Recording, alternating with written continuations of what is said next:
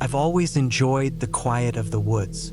It's a place where everything slows down, where the air feels cleaner, the trees seem taller, and you can actually hear your thoughts without the rush of city noise. That's why I decided to spend the weekend in a remote cabin I found online. It was located in a forest, a good 3 hours away from the nearest town, perfect for a peaceful escape. The cabin was small, but it had everything I needed: a rustic charm, a wood-burning stove, an old rocking chair by the window, and a sense of isolation that felt like a blessing. I arrived just as the sun was beginning to set, painting the sky a brilliant orange, the trees casting long, slanting shadows across the dirt path. The place looked exactly as it had in the pictures. Simple, quiet, and inviting, but something about it felt a little off. The air was thicker here, and the silence, while soothing, felt strange. The owner, an older woman named Sarah, had left a note on the kitchen table with the usual instructions. Turn off the lights when you leave, make sure the doors are locked, no loud noises after dark. I chuckled at the last part. I hadn't planned on making noise. I was here to get away from everything, not to disturb the peace. But there was something about the cabin's solitude that nagged at me. I felt like I was being watched, though I could see no one around. I set down my bags and took a walk around the property. The trees surrounded the cabin like a wall, the forest stretching endlessly in every direction. The only sound was the wind rustling through the leaves. It was peaceful, too peaceful. After unpacking, I built a fire in the stove and settled into the rocking chair with a book. The place was cozy, warm from the fire, and the air smelled of wood and pine. As the hours passed, I felt myself relaxing, the stress of my usual life melting away. But then, just after dark, I heard it, a faint thud. I froze, looking up. Came from outside. At first, I thought it was an animal, maybe a deer or a bear, but the noise was too consistent, too rhythmic. Thud, thud, thud. It wasn't the kind of sound animals made. It sounded like footsteps. My heart began to race as I stood up and moved toward the window, my eyes straining to make out anything in the darkness. Nothing, just the shadows of the trees swaying in the wind. I tried to push the thought from my mind. It was probably just my imagination playing tricks on me. I was alone in the middle of nowhere, and silence can do strange things to the mind. Still, the sound didn't stop. Thud, thud, thud. It grew louder, closer, as if someone was walking around the cabin. I grabbed a flashlight and slowly made my way to the door. The wood creaked under my weight, and my breath caught in my throat. I couldn't explain it, but I had this overwhelming feeling that something was wrong. The hairs on the back of my neck stood up as I cracked open the door, shining the flashlight into the dark. Nothing. The porch was empty, the only movement the faint swaying of the trees. But the feeling didn't leave. In fact, it grew stronger, as if the air had thickened, pressing in around me. I took a deep breath, telling myself it was just the isolation getting to me. But then, I heard it again. The thud. It was coming from behind me. I spun around, heart racing. My flashlight's beam swept over the porch, but there was nothing there. Just the dark, oppressive forest. My hand shook as I stepped back inside, locking the door behind me. I tried to calm myself down, telling myself I was being paranoid. It was probably just the wind, the trees rubbing against the cabin. But it didn't feel like that. It felt intentional, like something was out there. I sat down on the couch, trying to distract myself with my book, but I couldn't concentrate. My mind kept returning to the sound. I wasn't alone. I could feel it in my gut. I must have dozed off eventually, because the next thing I knew, I woke up with a start. My eyes flicked to the clock. It was past midnight. The house was dead silent, the kind of silence that felt unnatural. I sat up, scanning the room. It was then I noticed the front door. It was slightly ajar. I stood, my heart pounding in my chest. There was no way I'd left the door open. I was sure of it. Slowly, I walked over to it, feeling the hairs on my arms stand up. The door creaked as I pushed it open all the way. The night air hit me like a slap, cold and sharp. I stepped outside, the flashlight in my hand shaking. The world felt still, too still. The trees were quiet, the wind dead. I turned in a circle, but I saw nothing, not a trace of anyone. The only thing I could hear now was the rapid beating of my heart. I searched the area around the cabin, shining the light into every corner, but there was no sign of anything or anyone. No footprints, no disturbed ground, no signs of life at all. Still, the sense of dread hung in the air, thick and heavy. I wasn't imagining it. Something had been out there, and now it was gone. The rest of the night passed in uneasy quiet. I didn't sleep, couldn't. I kept listening, waiting for that sound to return, for the footsteps to start again. But they never did. The cabin remained silent, but I didn't feel safe anymore. I couldn't explain it, but I felt like I was being watched. The next morning, I woke to the soft chirping of birds, the sunlight filtering through the trees. Everything looked normal again, peaceful. But that nagging feeling stayed with me. I decided to pack up and leave. Whatever was happening here, I didn't want to stick around to find out. I started the truck and drove down the dirt road, glancing back at the cabin in my rearview mirror. For a moment, I thought I saw someone, standing in the window, but when I looked again, it was gone. I didn't stop until I reached the nearest town. I pulled into a gas station and filled up, the sound of the pump strangely comforting. The attendant, an older man with a weathered face, gave me a long look as I paid. "You staying out there alone?"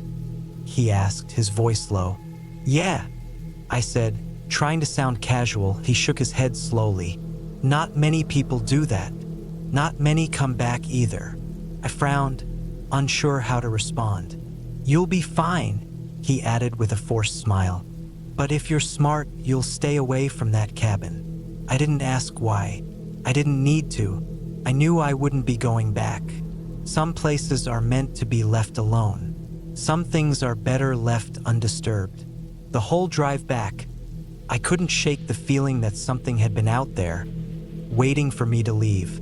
That maybe, just maybe, I was the one who had disturbed something. But at least I was leaving, and that was enough.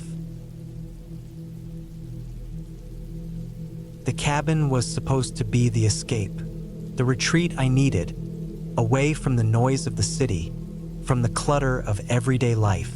I'd heard about it from a friend who swore it was the perfect spot. Secluded, quiet, and peaceful. Nestled in the woods, miles from the nearest town.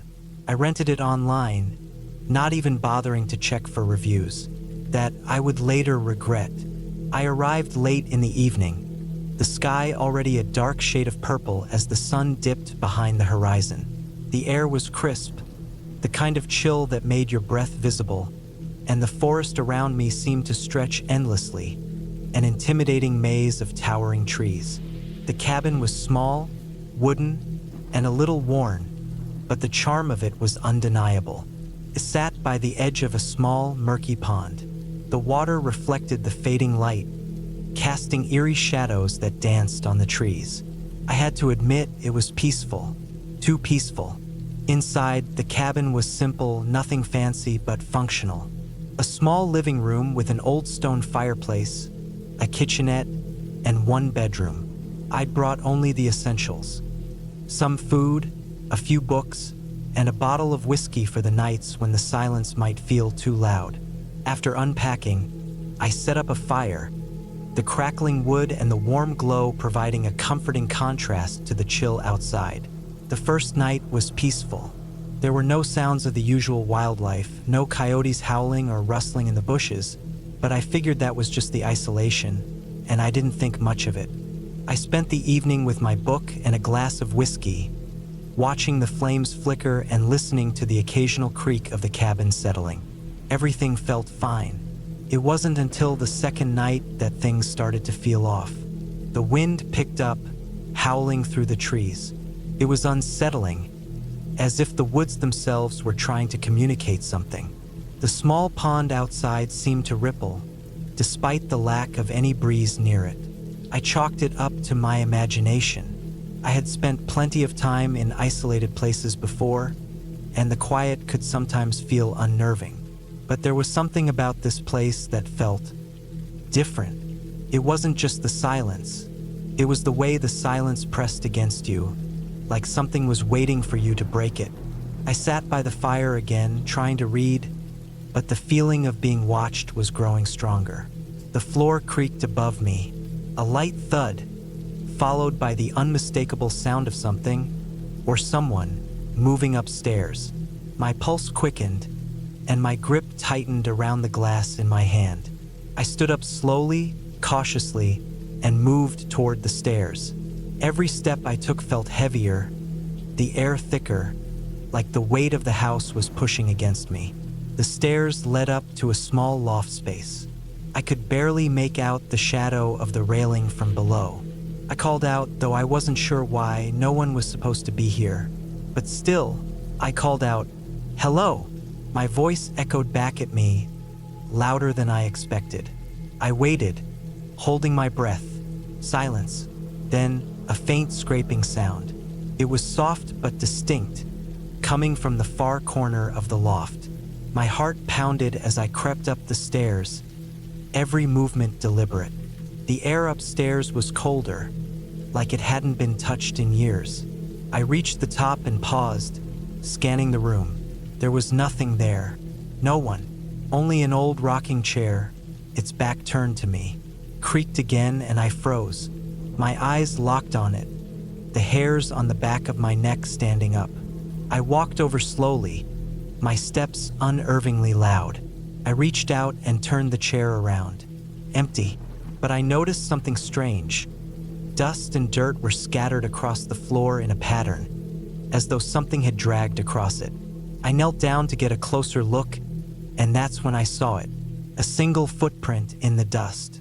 I stumbled back, my mind racing. There was no way anyone could have been up here. I had checked the place thoroughly when I arrived, and there was no sign of anyone else. Yet the footprint remained, clear and undeniable. My thoughts spiraled. Was I losing it? Was I just imagining things? But then the wind howled again, louder this time, and I could hear the unmistakable sound of something tapping on the window. I rushed to the window, throwing the curtains aside, but all I saw was the vast emptiness of the forest, the trees swaying violently in the wind. No one was out there. I spent the next few hours pacing the cabin, trying to convince myself it was just the isolation playing tricks on me. I tried to relax by the fire, but my mind kept racing. Eventually, exhaustion overtook me, and I fell into a restless sleep on the couch. The next morning, I woke to a strange sight. The footprints upstairs were still there, but now there were more of them. They had spread across the room, some leading toward the window, others toward the closet. I felt a cold chill settle in the pit of my stomach. It was clear now someone had been here, and they weren't gone. I didn't want to believe it, but the signs were undeniable. The window had been left slightly ajar, the breeze now carrying a faint scent of damp earth, and the woods outside looked darker, as though something had shifted overnight. I tried to call for help, but the cabin had no cell service, and the nearest town was a 2-hour drive away. I was alone, and I wasn't sure how long that would remain true. I spent the day trying to gather my thoughts, but every shadow seemed to move. The eerie silence was back, pressing against me, making it impossible to concentrate. I decided to leave. I packed my things quickly, rushed down the stairs, and went to the door. That's when I heard it. A sound, faint but distinct, coming from outside. The unmistakable crunch of leaves beneath heavy footsteps. I froze. I didn't want to look, but I had to. Slowly, I opened the door, and there, Standing at the edge of the porch was a figure, tall, hunched slightly, its face obscured by a hood. I couldn't make out any features. My breath caught in my throat. I backed away slowly, my mind screaming at me to run, but I couldn't. My legs wouldn't move. The figure didn't advance, it just stood there, watching. I felt my heart in my throat, and every instinct screamed to escape, but my feet were rooted to the ground. Then, just as suddenly as it had appeared, the figure turned and disappeared into the woods, vanishing into the thick trees. I ran. I didn't stop. I grabbed my bag and bolted for my car, not caring about anything else. I didn't even think about locking the door behind me. I just needed to leave. As I sped down the gravel road, the trees parted slightly, and I glanced back at the cabin. It stood there, still and silent, as though nothing had happened. But deep down, I knew the truth. Whatever had been there, whatever had watched me, wasn't just my imagination. It was real, and it was still out there, waiting. But I never returned to that cabin. Couldn't. The thought of going back, even just to check if it was all in my head, made my skin crawl. I drove straight through to the nearest town, didn't stop for anything, and when I reached a gas station, I finally let myself breathe. But I knew, deep down, that the woods had claimed something, and I had barely escaped. The air was thick with the scent of pine and damp earth as I stepped out of my car and onto the narrow dirt road leading up to the cabin. It was late afternoon, the kind of warm, fading sunlight that makes everything look soft and golden. I hadn't seen much of the world beyond my small apartment in a while, and the thought of escaping the grind for a weekend alone in the woods felt like a welcome break. The cabin was secluded, tucked away on the edge of a dense forest, miles from the nearest town. I had rented it on a whim, finding it online after a quick search. It was rustic, but it had the charm I was looking for. A place to unplug, unwind, and get some peace of mind. I didn't expect much. A couple of rooms, a fireplace, maybe a few old, creaky floorboards. Just the way I liked it. The first few moments, stepping into the place, were exactly as I imagined. The cabin smelled of old wood, and the windows let in just enough light to make everything feel cozy. It was small but functional. A couch, a simple kitchen, a wood-burning stove in the corner. The kind of place you could get lost in without feeling isolated. I unpacked quickly, throwing my things into the small bedroom and then setting out to explore the area. The porch overlooked a small clearing, and beyond that, the woods stretched endlessly, like they were calling me to come deeper. I wandered into the trees, my boots crunching the dry leaves beneath me. It was peaceful, too peaceful, maybe, the kind of stillness that made the smallest sounds echo. I didn't know it then, but that was the moment I should have turned back. As I walked through the forest, I noticed something strange. A thin trail of smoke curled up from behind a ridge in the distance. I couldn't be sure, but it looked like it was coming from a campfire. Curious, I decided to follow it. The last thing I expected was to run into anyone. This place was remote, too remote for casual hikers or campers. I figured it could just be some people passing through, but the closer I got, the more uneasy I felt. I reached the ridge and peered over it, but there was nothing. No campfire. No people. Just an empty patch of ground with a few burnt logs. But the smoke was still there, lingering, faint but undeniable. I couldn't shake the feeling that something wasn't right, but I couldn't put my finger on it. I turned back toward the cabin, but the sense of unease didn't leave me. Felt like I was being watched. It wasn't anything I could see, but it was the kind of feeling that creeps up on you. Something in the back of your mind telling you that you're not alone. That evening, I tried to relax. I sat in front of the fire, reading a book, the crackling of the flames the only sound. Outside, the wind began to pick up, rustling the leaves and making the trees sway. It was the kind of wind that made the night feel colder, even if the temperature was still mild. I made myself a quick dinner, nothing fancy, and ate at the small table by the window. The night came quickly, and soon the only light in the cabin was from the fire. I poured myself a glass of wine, leaning back in my chair, trying to push the feeling of discomfort away. I told myself it was just nerves, nothing more. But then I heard it, a soft noise, a tapping. It came from outside the cabin, faint at first, like someone was knocking on the wooden walls. I stiffened, setting the glass of wine down. My mind raced. Could be the wind, could be an animal. But the noise was too deliberate, too rhythmic. I stood up slowly, my heart pounding. I grabbed the flashlight from the counter, moving toward the door. The tapping stopped as soon as I opened it, the cold night air hitting me like a slap. I shone the light around the porch, but there was nothing.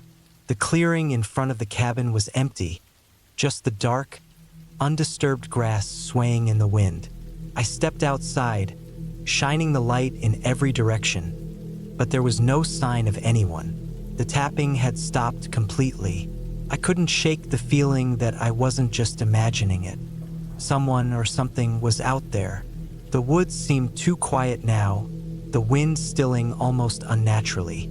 I told myself it was just an animal, maybe a raccoon or a tree branch tapping against the wall. I had no reason to think otherwise, but the unease I felt kept growing. I closed the door behind me and locked it. The last thing I wanted to do was go out into the woods in the dark, so I went to bed, hoping that sleep would bring me some peace. But it didn't. I woke up around 2 a.m. to the sound of something scratching at the window. My heart stopped.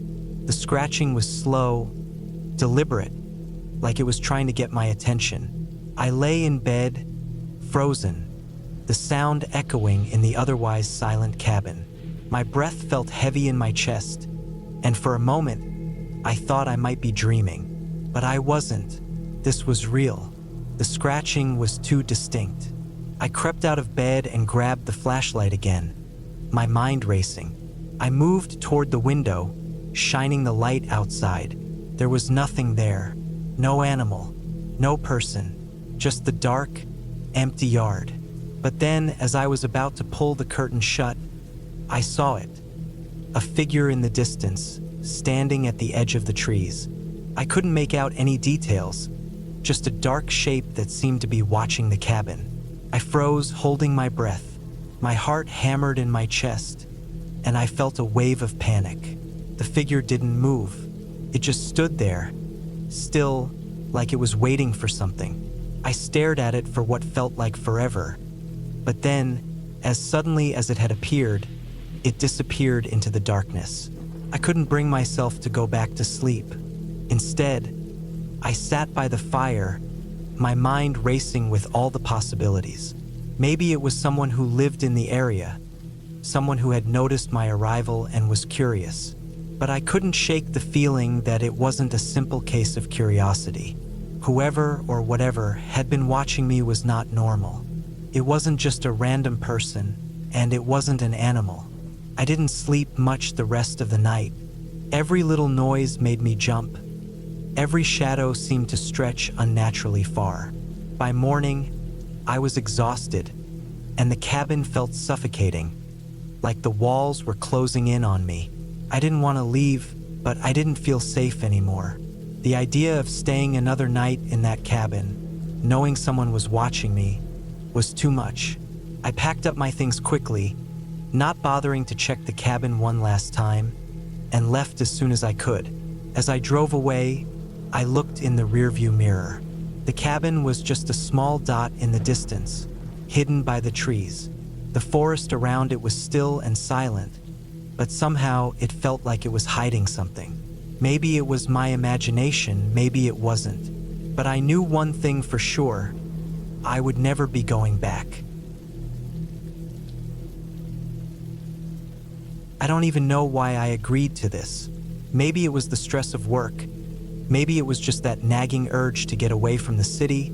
Or maybe I just wanted to prove to myself that I could handle being alone. Either way, I found myself driving up a winding dirt road in the middle of nowhere, heading to a cabin I had rented for the weekend.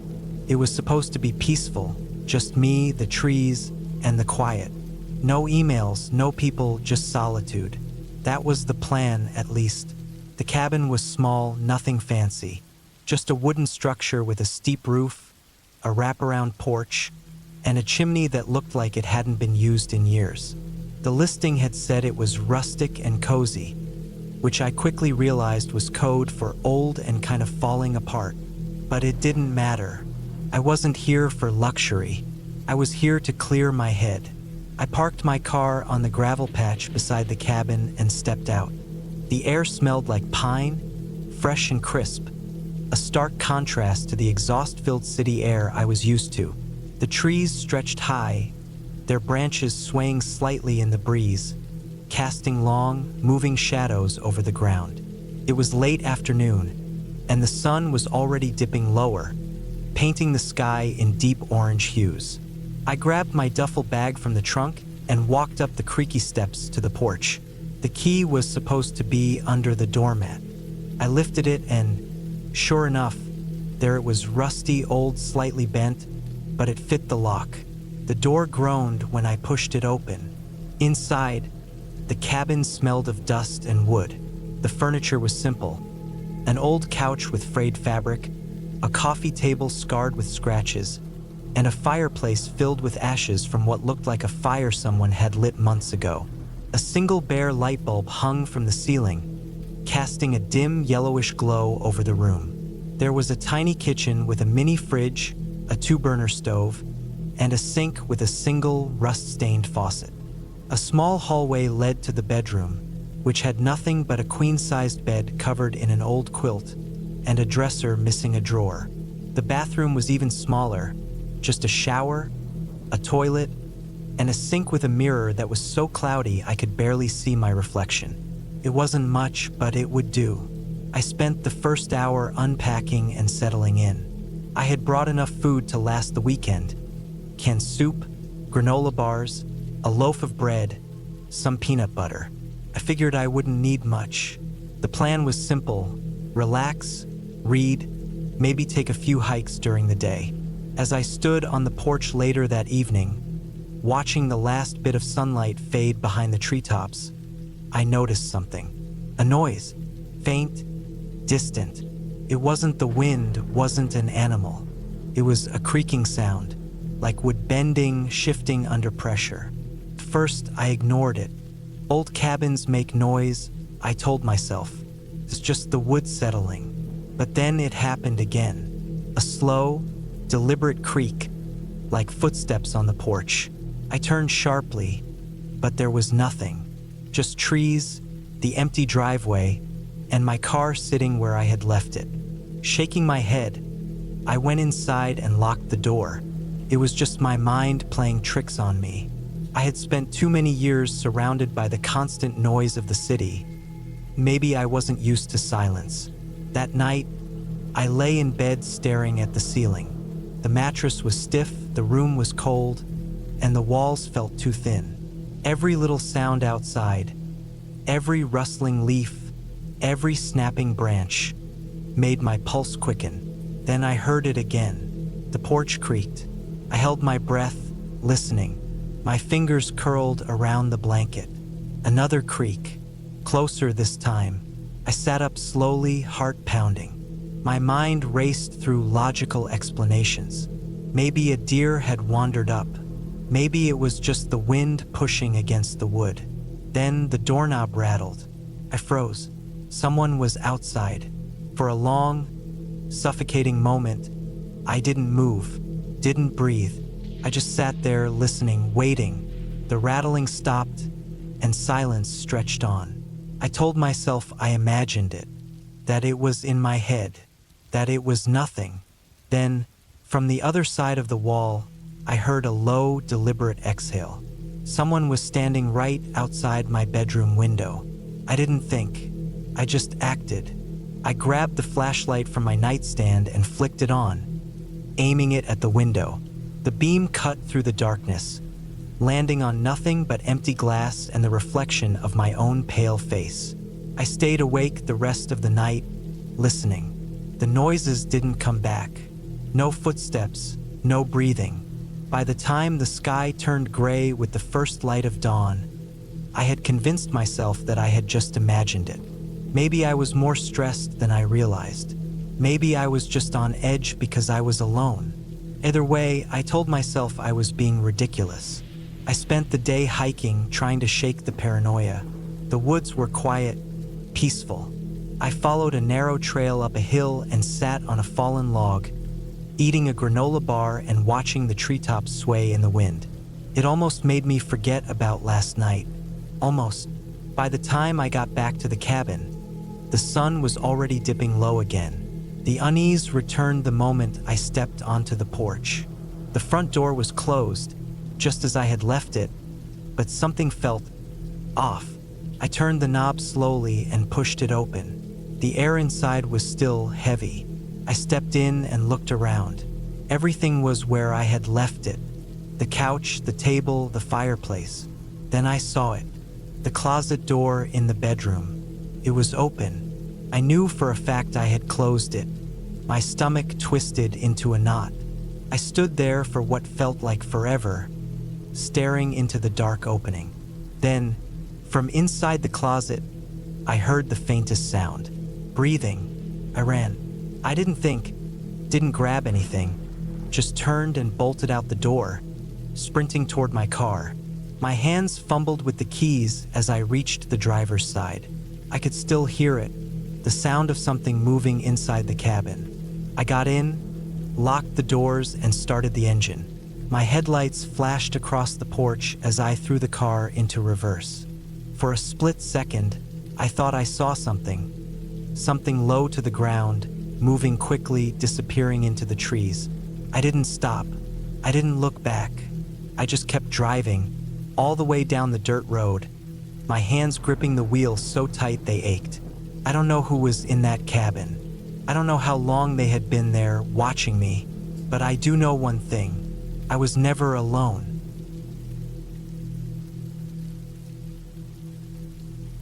I didn't plan on spending the night at the cabin. It was supposed to be a quick trip. Drive up, check on the property, make sure no animals had broken in, and head back before dark. But things never go as planned. The cabin belonged to my uncle. He had bought it years ago as a getaway spot, though he hardly used it. After he passed, it sat untouched. No one in the family wanted it, but I saw potential. A quiet place in the woods, far from people, far from stress. I figured I'd clean it up, make it my own. The drive up was uneventful. A long stretch of road winding through thick forest, followed by a dirt path barely visible under years of overgrowth. The trees pressed in on both sides, making the air feel thick, heavy. When I finally reached the clearing, the cabin stood there, exactly as I remembered, small, dark, weathered by time. The first thing I noticed was the smell. Not rot, not mold, but something stale, like old wood and dust mixed with something faintly sour. The second thing was the silence. No birds, no wind rustling the leaves, just stillness. I shook it off, chalked it up to nerves, and pushed open the stiff wooden door. Inside, the air was thick, undisturbed. Dust coated every surface. A few dead flies lay belly up on the window sills. The furniture was exactly as my uncle had left it. A worn-out couch, a wooden table with mismatched chairs, a fireplace filled with old ash. The kitchen area was a mess of rusted pots and abandoned dishes. I checked the bedroom next. The bed was covered in a thick layer of dust, the sheets yellowed with time. The closet door stood slightly ajar, revealing only darkness. Something about it made my stomach twist, but I ignored it and got to work. I started with the windows, prying them open to let in fresh air. The breeze was cool, but it did nothing to shake the heaviness in the cabin. I swept the floor, cleared out cobwebs, tried to ignore the feeling that something was watching me. The sensation didn't come from outside. It came from inside the cabin, from the walls, from the dark corners where the light didn't quite reach. Then I found the trapdoor. It was under the rug in the bedroom, an old wooden panel with a rusted handle. I almost didn't see it, but the edge of the rug had curled up just enough to reveal the corner. My uncle had never mentioned a basement. I hesitated. Something deep in my gut told me not to open it. But curiosity is a powerful thing. I grabbed the handle and pulled. The wood groaned, resisting, but finally, the door swung open, revealing a steep wooden staircase leading down into darkness. The air that rushed up smelled damp, earthy, wrong. My phone's flashlight barely cut through the blackness as I descended, each step creaking under my weight. The basement wasn't large. The walls were made of stone, lined with shelves stacked with old canned goods, tools, and other forgotten things. But in the farthest corner, there was something else. A small wooden chair, and on it, a bundle of cloth, tied up tight. I didn't want to touch it, but my hand moved on its own, undoing the knot. Inside was a pile of bones, small ones, animal bones, I told myself, but something about them wasn't right. They were too clean, too carefully arranged. And beneath them, a notebook. The pages were filled with my uncle's handwriting, neat but frantic. He wrote about noises at night, about things moving when he wasn't looking. He wrote about waking up with scratches on his arms, about feeling something breathing in the dark. Then, the last entry, it doesn't want me to leave. I felt the air shift around me, the temperature dropping. My breath came out in short gasps. I needed to get out. Now, I stumbled back up the stairs, slamming the trapdoor shut. The cabin felt different now, smaller, like the walls were pressing in. The air buzzed with something unseen. I grabbed my keys and bolted for the door, but the door wouldn't open. I yanked at the handle. Nothing. The lock wasn't stuck. It was as if something was holding it shut from the outside. Then I heard it, a creak. Not from me, not from the wind. From inside the cabin. The bedroom door, which I had left open, was now closed. My breathing turned ragged. I tried the windows, but they wouldn't budge. The walls felt closer, suffocating. The cabin, this place, didn't want me to leave. I forced myself to think. I needed to get out, needed to break a window, something. But then the trapdoor creaked. I didn't look, couldn't. I just ran. I threw my full weight against the door, again and again until something gave. I stumbled outside, nearly tripping down the porch steps. The air was colder now, the sky darker. The forest that had felt still before now felt alive, shifting, watching. I didn't stop running until I reached my car. The engine roared to life, and I sped down the dirt road, heart hammering, hands shaking. I didn't look back. I don't know what my uncle found in that basement. I don't know why the cabin felt the way it did. But I do know one thing. I will never go back. I never should have gone back to that cabin. I'd booked it months in advance, planning for a quiet getaway from the city. I found it on a website that advertised remote cabins for people looking to escape the noise of their lives. It was deep in the woods of northern Montana, a long way from any town, any neighbor, any help. That was the point. I wanted solitude. No emails, no texts, no ringing phones. Just me, the trees, and the sound of the river running somewhere in the distance. The drive took longer than expected. The roads turned from pavement to gravel, then from gravel to dirt, then to something that barely looked like a road at all. My truck was the only vehicle for miles. The further I went, the denser the trees got. The only signs of life were the occasional deer or hawk overhead. I should have turned back when I lost cell service, but I told myself I'd been expecting that. I was getting what I wanted.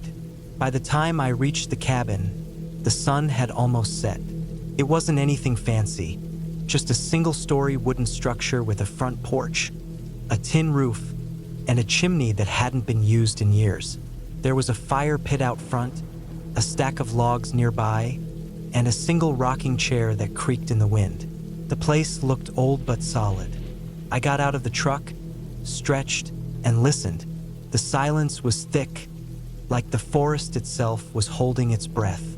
No birds, no insects. Just the wind pushing through the trees. That was the first thing that felt wrong, but I ignored it. Inside, the cabin smelled like dust and wood. The air was stale. There was one main room with a kitchen on one side, a couch, and a small dining table. A single door led to a bedroom with a queen-sized bed, a dresser, and an old oil lamp on the nightstand. A narrow hallway led to a bathroom that looked barely functional. I set my bag down, started unpacking. I had enough food for the week, a few books, a flashlight, my knife. I went to check the generator in the back. It started with a cough and a sputter, the old machine struggling to wake up, but after a minute, it settled into a steady hum. The cabin lights flickered, then held. Good enough. That night, I sat on the porch drinking a beer, listening. The quiet had weight. I could hear the creak of the trees swaying, the occasional rustling of leaves. I told myself it was peaceful, but I kept glancing over my shoulder. When I finally went to bed, I locked the door behind me, slid the bolt into place. The mattress was stiff, the sheets cold. I fell asleep facing the door. I woke up to a sound. At first, I wasn't sure if I'd imagined it. I held my breath, listening. Something had moved outside. Footsteps? No, more like a dragging sound. Something heavy being pulled across the dirt.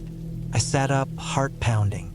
The clock on the nightstand said 2:17 a.m. I reached for my flashlight, turned it on. The light made the shadows leap across the walls. I listened. Silence. I told myself it was nothing. An animal. The wind. But I didn't sleep after that. The next morning, I went outside. The ground was soft from the night's rain. Near the porch, in the dirt, there were tracks. Not boot prints. Not animal prints. Just long, dragging lines like something had been pulled through the mud. I checked the woods, scanning the trees, searching for anything that felt out of place. There was nothing, just the endless stretch of forest, dark and still. That day, I kept myself busy, chopped some firewood, walked to the river, cooked a simple meal. I tried to ignore the unease in my stomach, but as the sun set, the fear crept back in. That night, I locked the door again. I double-checked the windows. I kept my flashlight next to me, my knife within reach. I woke up to the sound of something breathing. It was close, too close, right outside the bedroom window. Slow, steady, a deep inhale, a long exhale. I froze. My mind raced through possibilities. A bear? A moose? But no, the breathing was too controlled, too human. I clenched my flashlight, my hand shaking. I didn't want to turn it on. If I turned it on, I'd have to look. The breathing continued. Then, a slow, deliberate tap on the glass. I snapped on the flashlight, aimed it at the window. Nothing. The sound was gone. The night was empty. I barely slept. By morning, I had made my decision. I was leaving. I packed my bag, threw it in the truck, turned the key. The engine sputtered, then died. I tried again. Nothing. I got out, popped the hood. The battery cables were gone. Not chewed, not corroded, gone. Something had taken them. I stood there, gripping the edge of the truck, breathing hard. The forest stretched out in every direction. I had no cell service, no way to call for help. The nearest town was over 30 miles away. I went back inside, locked the door. I needed a plan. I had food, water. I could wait. Someone would come eventually. The day passed in a blur of pacing, checking the windows, listening. As night fell, I felt it again, that pressure, that presence just beyond the trees. Watching. That night, I didn't sleep. I sat in the chair, facing the door, knife in my lap. The sound came again. The breathing, the dragging, then footsteps, slow, purposeful, moving around the cabin. I held my breath. The footsteps stopped. Then, a soft knock on the door. Not frantic, not urgent, just a single patient tap. I gripped my knife tighter. My pulse hammered in my ears. The knock came again. Then silence. I didn't move. I didn't breathe. At some point, exhaustion took me. I must have dozed off, because when I opened my eyes, the sun was rising. I checked outside. The tracks were there, circling the cabin. Close, too close. And in the dirt, just outside the door, something had been left for me. My truck's battery cables, neatly coiled, placed there like a gift. I didn't stop to think. I grabbed them, reattached them, started the truck. It roared to life. I threw my bag inside, slammed the door, and hit the gas. As I tore down that dirt road, I looked in the rearview mirror. For a second, just a second, I saw something standing at the tree line. Tall, still, watching. Then the trees swallowed it whole. I never looked back again. I never thought I'd end up living in a cabin in the middle of nowhere, but life has a way of pushing people into places they never expected. After losing my job and burning through my savings faster than I could have imagined, I needed somewhere cheap and isolated to stay while I figured things out. A friend of a friend mentioned an old hunting cabin in the Adirondacks. It wasn't much, one room, a small kitchenette, and a bathroom that barely functioned, but it was cheap, and at that point, cheap was all that mattered. The drive up there took nearly a full day. The deeper I went into the mountains, the more I realized how truly alone I would be. No streetlights, no cell service, just dense trees on either side of the road. When I finally arrived, the place looked even worse than I had imagined. The wood was aged and weathered, the windows streaked with grime. It had been abandoned for a while, but it was shelter, and I wasn't in a position to be picky. The first week was uneventful. The silence was unnerving at first, but I told myself it was peaceful. I spent my days chopping wood, fixing up the cabin, and hiking the trails nearby. At night, I'd light a fire in the wood stove, read by candlelight, and go to sleep early. The quiet made me restless, but I figured I'd get used to it. Then, things started to feel off. It was little things at first. My tools weren't where I left them. The old wooden door would be slightly open in the morning, even though I was sure I had locked it the night before. I chalked it up to forgetfulness or maybe the wind. But then, I started hearing noises outside. Heavy footsteps crunching through the underbrush. Slow, deliberate movements like someone or something was circling the cabin. One night, I woke up to a distinct sound just outside my window. Breathing, slow, deep, and steady. My heart pounded so loud I swore it would give me away. I stayed completely still, barely even breathing myself, straining my ears. Whatever it was stood there for what felt like an eternity before I heard it move away. The next morning, I found tracks around the cabin. Large, human-like footprints, but the toes were elongated, almost claw-like. They led from the edge of the woods, circled the cabin, and then disappeared back into the trees. I tried to tell myself it was just a trick of the light, that I was imagining things. But deep down, I knew something wasn't right. I started keeping my axe by the door and barricading it at night. Sleep became harder. Every creak of the wood, every gust of wind against the walls put me on edge. Then one night I heard something different. A low, guttural growl, followed by the unmistakable sound of nails dragging across the cabin wall. I sat up in bed, gripping the handle of my axe so hard my knuckles ached. The scratching moved from one wall to another, slow and deliberate, like whatever was out there was testing the structure. Then silence. That was worse. For the next few nights, I barely slept. The noises continued, the footsteps, the scratching. Once, I heard what sounded like a whispered breath right against the window. I started thinking about leaving, but I didn't have anywhere to go. My money was gone, and I couldn't exactly show up at a motel and explain why I was running from something. Then, it got inside that I woke up to the sound of something knocking over the kitchen chair. My blood ran cold. The cabin was pitch black, but I could hear it moving. Something heavy shifting across the wooden floor. I stayed frozen, gripping my axe, listening to my own heartbeat hammer in my chest. Then it breathed, a deep, slow inhale like it was taking in my scent. It was right there, just a few feet away. Couldn't see it, but I could feel it. The air was heavy, suffocating. I had two choices: sit there and hope it left or make a move. I took a deep breath, tightened my grip on the axe, and lunged. The second I moved, there was a sudden explosion of sound.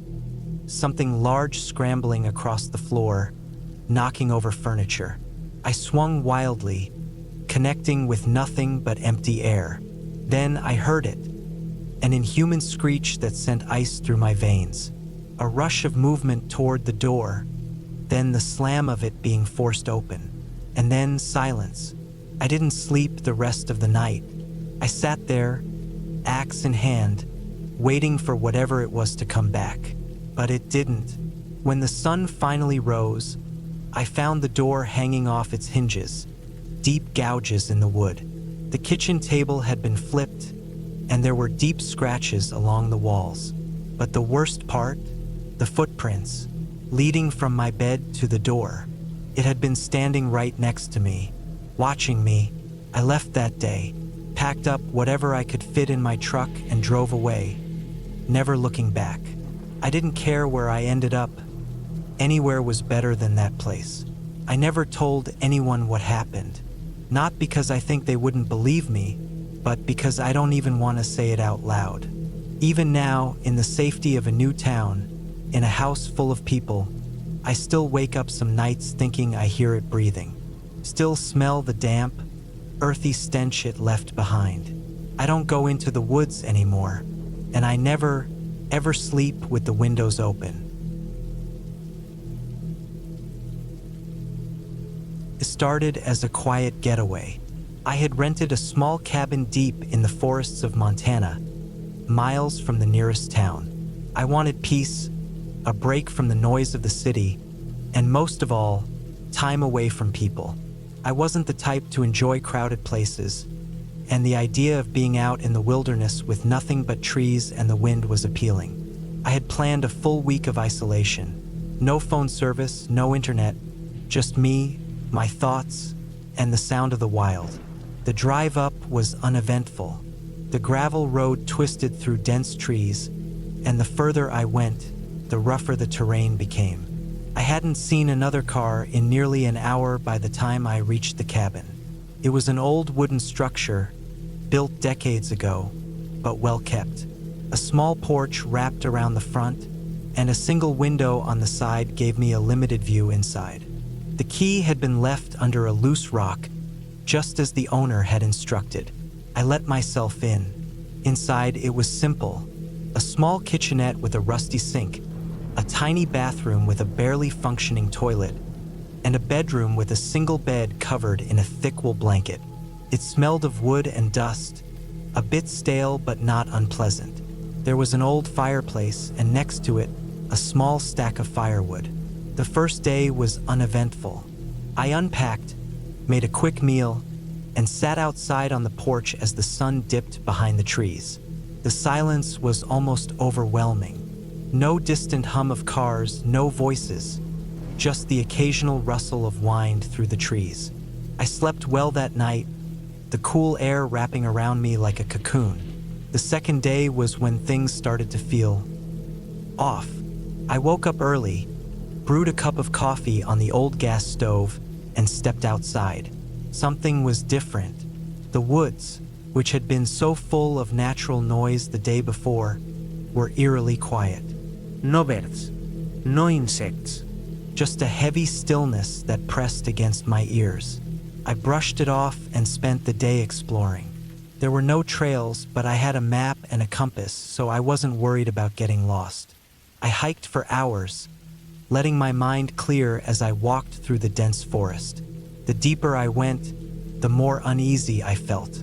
Maybe it was just my imagination, but it felt like I was being watched.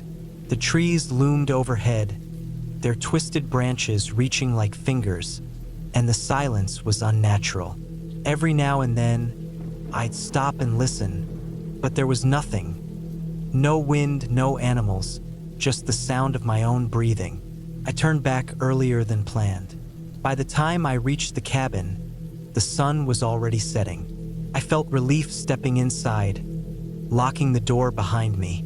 I didn't know why I felt so nervous, but something about the woods had unsettled me. That night, I had trouble sleeping. Every little sound made my heart race. A branch snapping outside, the wind pushing against the cabin. At one point, I thought I heard something, or someone, walking outside. Slow, deliberate footsteps. I held my breath, listening, but after a while, the noise stopped. On the third day, I woke up to find something strange. The stack of firewood outside had been knocked over. It wasn't windy, and there were no animals around that could have done it. It looked like someone had kicked it over. I scanned the area, but I didn't see any footprints or signs of anyone being there. Still, the uneasy feeling in my gut grew stronger. I decided to stay near the cabin that day. I didn't feel like wandering too far, not after the way I felt in the woods the day before. I kept myself busy, chopping more firewood, cleaning up inside. I made sure everything was locked before I went to bed. That night was the worst. I woke up in the middle of the night to a sound outside. It was faint at first, like a distant crunching. Then it grew louder. Footsteps, slow, heavy footsteps moving around the cabin. I held my breath, my body frozen. My mind raced with possibilities, an animal, maybe a bear. But no, bears didn't move like that. This was something or someone walking. Then came the sound that made my blood run cold. The doorknob rattled. I shot up in bed, my heart pounding so hard it hurt. Someone was outside. Someone was trying to get in. I reached for the old hunting knife I had packed, gripping it tightly as I stared at the door. The rattling stopped, but I heard slow, deliberate footsteps moving along the porch. They stopped by the window. I didn't dare move. I barely breathed. Minutes passed, then hours. I don't know when I finally fell asleep, but when I woke up, the sun was streaming through the window. Everything looked normal. No signs of forced entry, no footprints in the dirt outside. But I knew what I had heard. I made my decision that morning. I packed up my things, threw everything in my car, and left. I didn't care if I had paid for a full week. I wasn't staying another night. As I drove away, my hands gripping the steering wheel tightly, I couldn't shake the feeling that I had been watched the entire time I was there. I never found out who or what had been outside my cabin that night. Maybe it was just some drifter passing through. Maybe it was someone who had been watching me since I arrived, waiting for the right moment. I don't know, and I don't want to know. All I know is that I will never go back.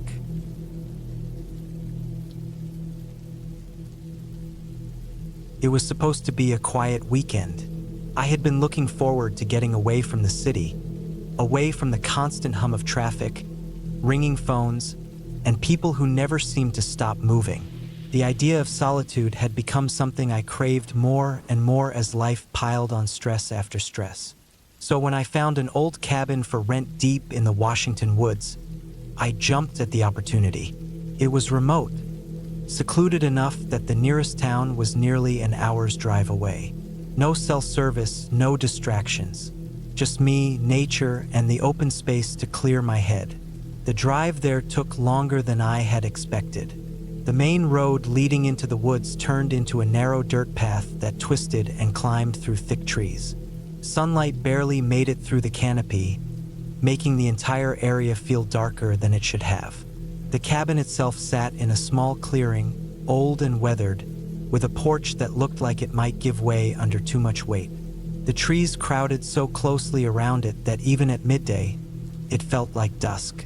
The air smelled damp, the scent of earth and rotting leaves thick after the previous night's rain. I stepped out of my car and stretched, taking in the eerie silence.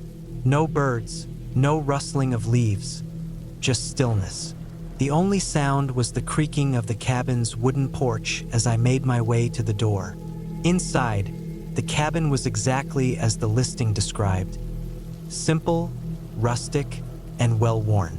A small living area with a stone fireplace, a kitchen with outdated appliances, and a single bedroom with a bed that looked more uncomfortable than anything I had ever slept on. It smelled like old wood and dust. I dropped my bag on the couch and went to check the back of the cabin, where a small shed stood just past the treeline. It was locked. The first night was uneventful.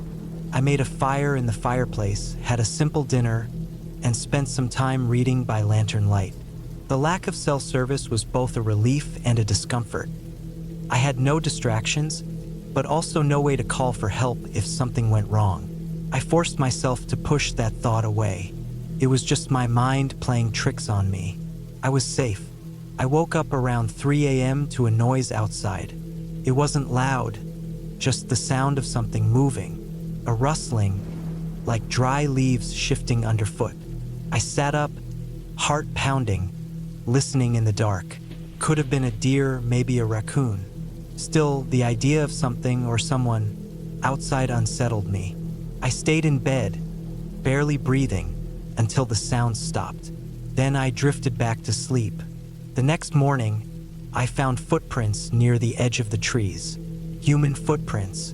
They were half washed away by the rain, but they were there, barefoot. My stomach twisted. I hadn't seen another person since leaving the highway. The thought of someone walking around in the dark, barefoot, near my cabin, it didn't sit right. I told myself it was nothing. Maybe a camper, maybe a hunter. Maybe I was overreacting. But that night, I heard the noises again. This time, closer. Something moved just outside the cabin, slow, deliberate steps on the porch. I grabbed the flashlight from my bag and pointed it at the window, but I couldn't see anything. My throat felt tight. The steps didn't go away. They moved to the side of the cabin, then to the back. I gripped the flashlight tighter, willing myself not to panic. Then, as suddenly as they had started, they stopped. I didn't sleep the rest of the night. The next morning, I checked the perimeter again. More footprints. This time, they were fresh, close to the cabin. Too close. I couldn't shake the feeling that someone had been watching me. I considered leaving, but part of me refused to let fear ruin my trip. Maybe it was just someone passing through. Maybe my mind was making it worse than it was. That evening, I forced myself to stay calm. I made dinner, read my book, and tried to ignore the way the trees felt like they were pressing in. The wind picked up, making the old wooden beams groan. I locked the door, checked the windows, and kept the flashlight within reach. I told myself I'd be fine. Then, just past midnight, I heard it again. The steps. Slow, heavy. Something dragging across the porch. My hands tightened around the flashlight. My mouth was dry. I wanted to move, to do something, but I was frozen. The noise stopped just outside the front door. I held my breath, listening. Then, a sound that made my blood run cold. The creak of the door handle turning. I bolted from the couch, grabbing the closest thing I could, a fire poker. I stood in the middle of the room, every muscle in my body tense. The handle rattled again, then silence. I waited. Minutes passed. Nothing. I didn't sleep. I sat in the chair, fire poker in hand, watching the door until the first light of morning bled through the trees. When I finally got the courage to step outside, my stomach dropped. The footprints were back. This time, they circled the cabin. Again and again. I didn't pack my things. I didn't take my time. I grabbed my keys, got into my car, and drove. I didn't stop until I reached the highway, didn't breathe until I saw other cars on the road. It wasn't until I was miles away that I pulled over, hands shaking against the wheel. When I checked the rental listing later, the cabin was gone. No record of it. No listing, no owner. Like it had never been there at all. I don't know who or what was out there. I don't want to know. I just know I won't be going back to the woods anytime soon. The summer I turned 16 was the strangest, most terrifying summer of my life. That's a fact I won't ever forget. Not just because it was the year my whole world felt off, but because of what happened at my family's cabin in New Mexico. We used to go there every year, my parents, my older brother, and sometimes my aunt, uncle, and their kids too. It was this kind of double family vacation out in the woods for a week, and normally it was peaceful. We'd fish, roast hot dogs, play board games, and come home with stories about silly cousin drama or how many fish we caught. But that summer was different. Maybe it had something to do with the full moon, how it hung there, huge and yellow, for 3 nights straight. I don't know if that was important, but looking back, it sure feels like it was. At the time, I lived in Arizona, still do actually, and that year wasn't a great one for me. I'd had a falling out with my best friend, and I was feeling pretty low about my weight. I wasn't looking forward to this trip, wasn't looking forward to anything. Really, but my parents insisted fresh air would be good for me, so I figured I might as well mope in the woods instead of at home. The cabin was in northern New Mexico, deep in a heavily wooded area near a small river. Cozy, nothing fancy, and no cell service except for this one spot near the edge of the front porch where, if you angled your phone just right, you could maybe send a text. We arrived in the afternoon. My aunt and uncle and their family weren't coming that year due to some scheduling conflict, which made the place feel a little too quiet. My brother and I helped Mom bring in groceries while Dad started setting up the grill. That first night, we played board games, Scrabble, Cranium, even Uno. I actually had a good time, which surprised me. It was nice, being disconnected from the world. The next day, Dad took us fishing down by the river. My brother loved fishing, but I wasn't that into it, so I wandered around, taking pictures of trees and trying to clear my head. The day was beautiful, warm, with a cool breeze. When we got back, we roasted hot dogs outside. That's when I first noticed the moon. It was massive even before the sun had fully set. I joked with Dad about how bright it was going to get. Everyone trickled inside eventually, but I stayed out a little longer by the fire pit, enjoying the quiet. Dad came over before heading in and told me how much I meant to him. He kissed my forehead, even though I was a teenager, and I rolled my eyes, but it was sweet. It made me feel safe. After he went inside, I sat there, scrolling through my phone, trying to send a text to my friend back home. That's when it happened. The forest went silent. No insects, no owls, just nothing. Then, this strange whooshing sound swept over the treetops, like a massive gust of wind, but there was no breeze. The leaves rustled, not in a normal way, but in a wave, like something had passed above them. It gave me goosebumps. Then came the clicking. It was loud and sharp, echoing through the trees. It sounded unnatural, almost like echolocation.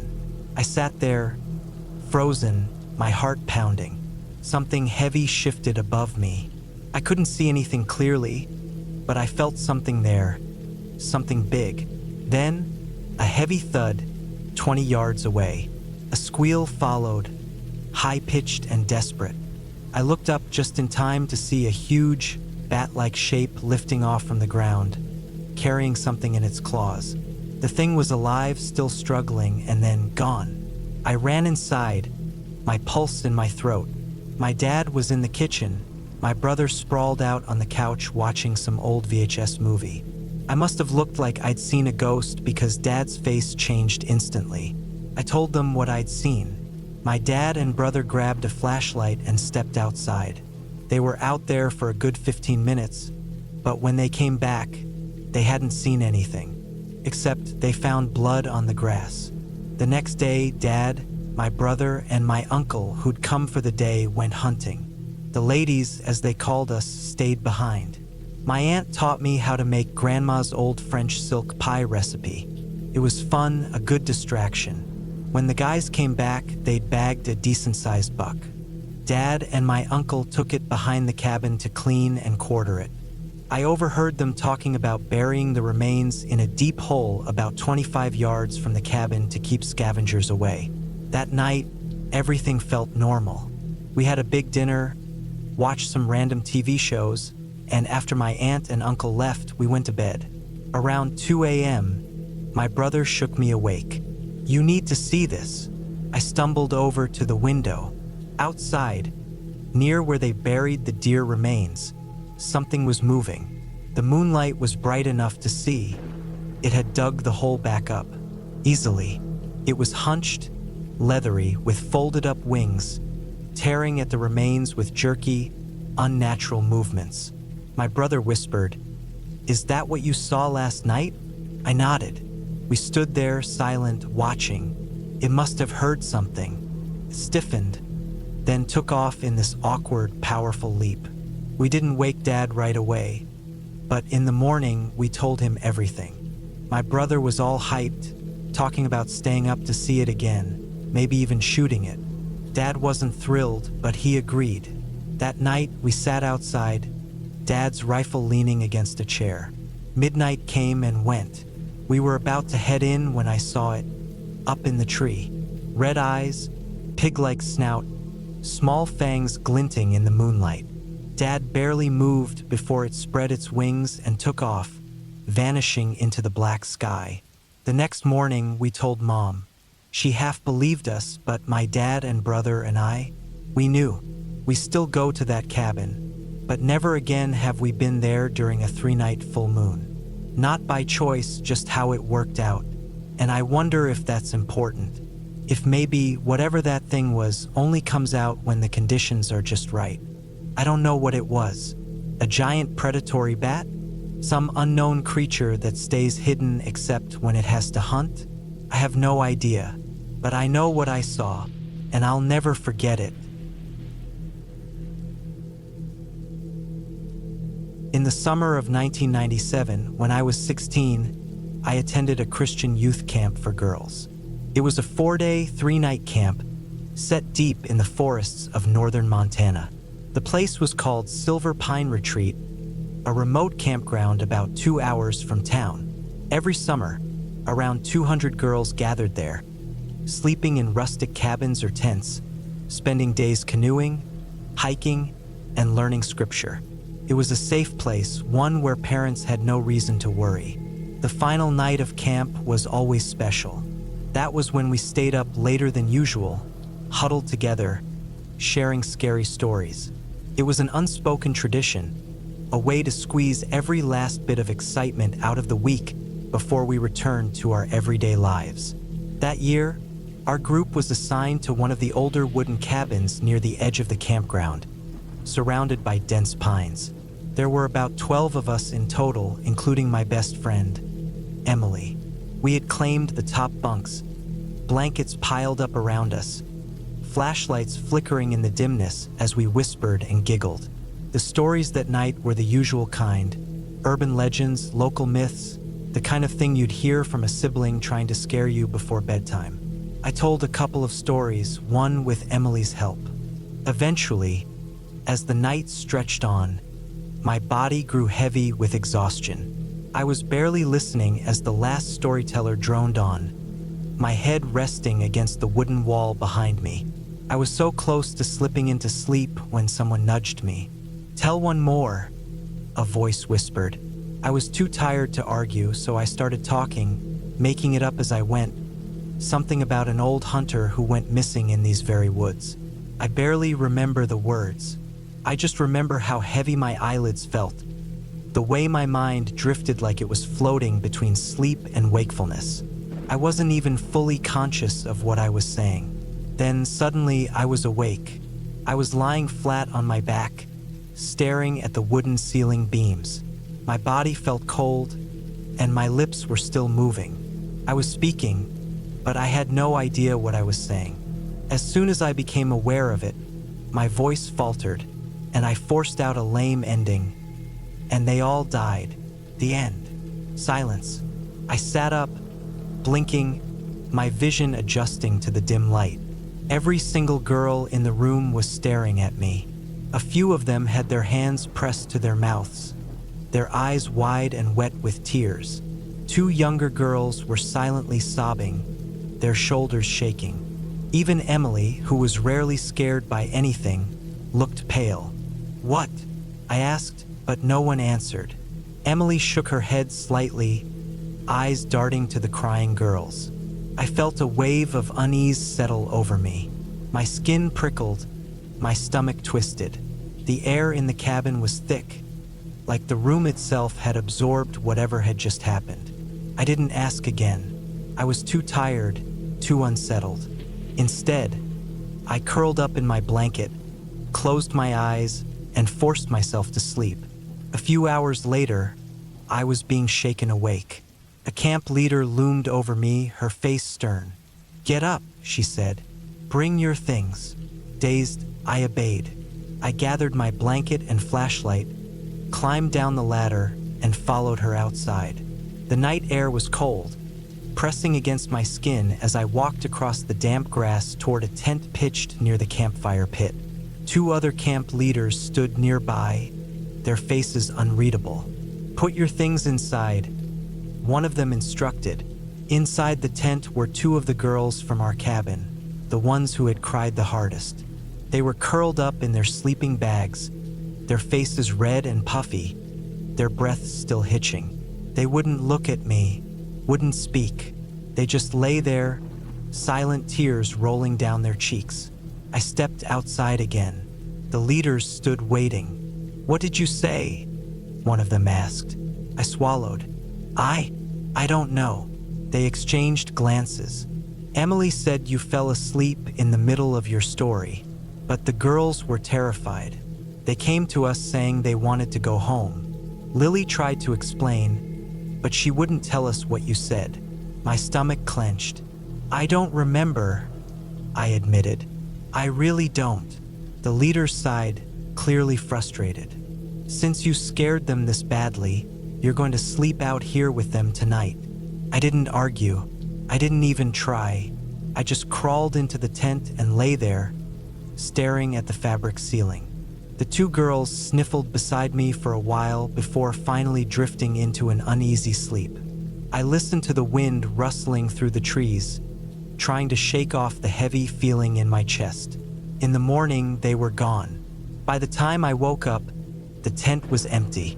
I found Emily packing her things in the cabin. When I asked her what I had said, she shook her head. "You don't want to know." That was the last time I ever saw most of those girls. Camp ended and we all went our separate ways.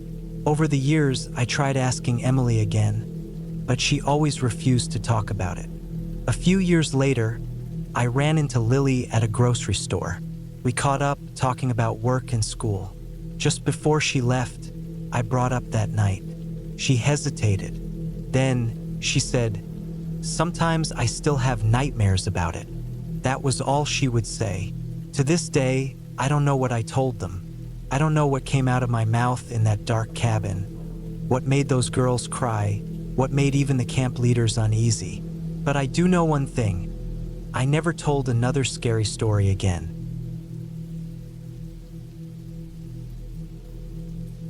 I don't know why I agreed to come out here. Maybe I needed to get away from everything, work, traffic, people. Or maybe I just wanted to prove to myself that I could handle being alone for a few days. Whatever the reason, I packed up my truck with enough food, water, and supplies to last a week and headed out to an old cabin in the middle of nowhere. The place was deep in the woods, miles from the nearest town. I had found it online, a rental listing that promised solitude and a true wilderness experience. The pictures showed a sturdy wooden cabin, small but comfortable, surrounded by thick trees. It seemed perfect, a break from my usual life, a chance to clear my head. The drive took longer than I expected. The roads got narrower, turning from pavement to gravel, then from gravel to dirt. My truck bounced and jerked over the uneven path, dust billowing in the rearview mirror. By the time I reached the cabin, the sun was already dipping below the tree line, painting the sky in deep shades of orange and red. I climbed out of the truck and stretched, taking in my surroundings. The cabin looked just like the pictures.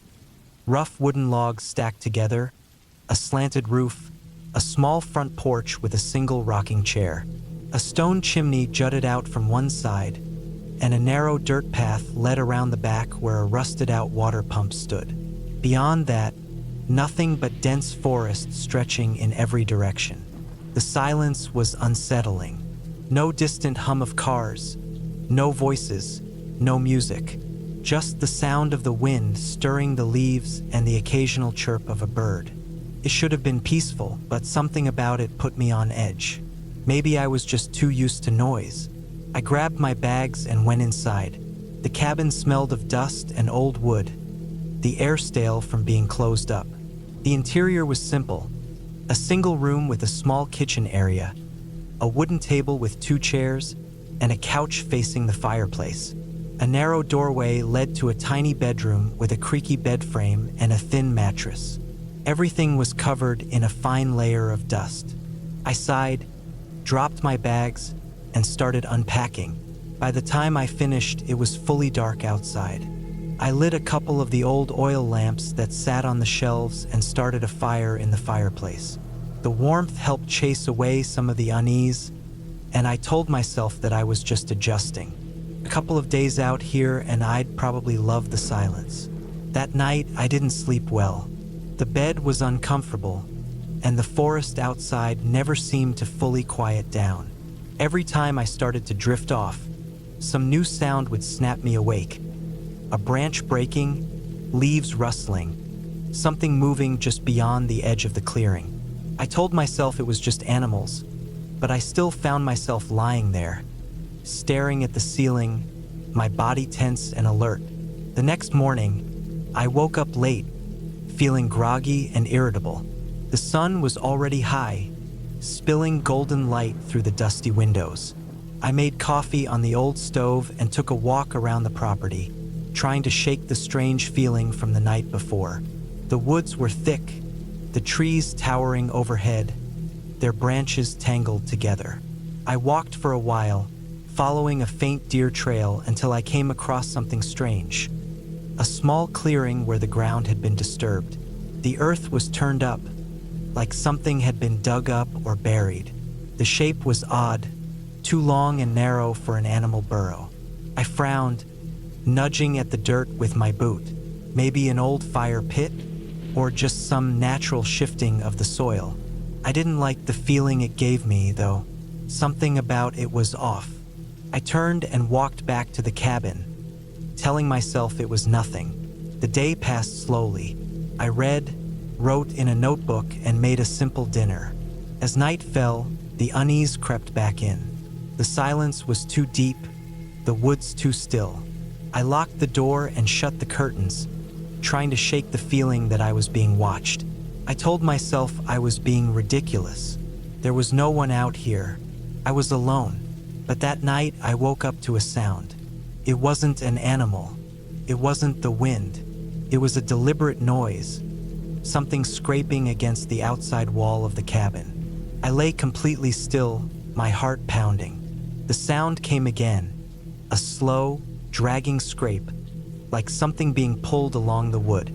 My mind raced, trying to find a logical explanation. A branch? A raccoon? But it sounded too deliberate, too steady. I reached for the flashlight on the nightstand and clicked it on. The scraping stopped. The silence that followed was worse than the noise itself. I sat up, listening, my breath shallow. Nothing, just the wind shifting through the trees. After what felt like forever, I convinced myself it was nothing. Maybe an animal, maybe just my imagination. I turned off the flashlight and lay back down, forcing myself to breathe evenly. The next morning, I went outside to check.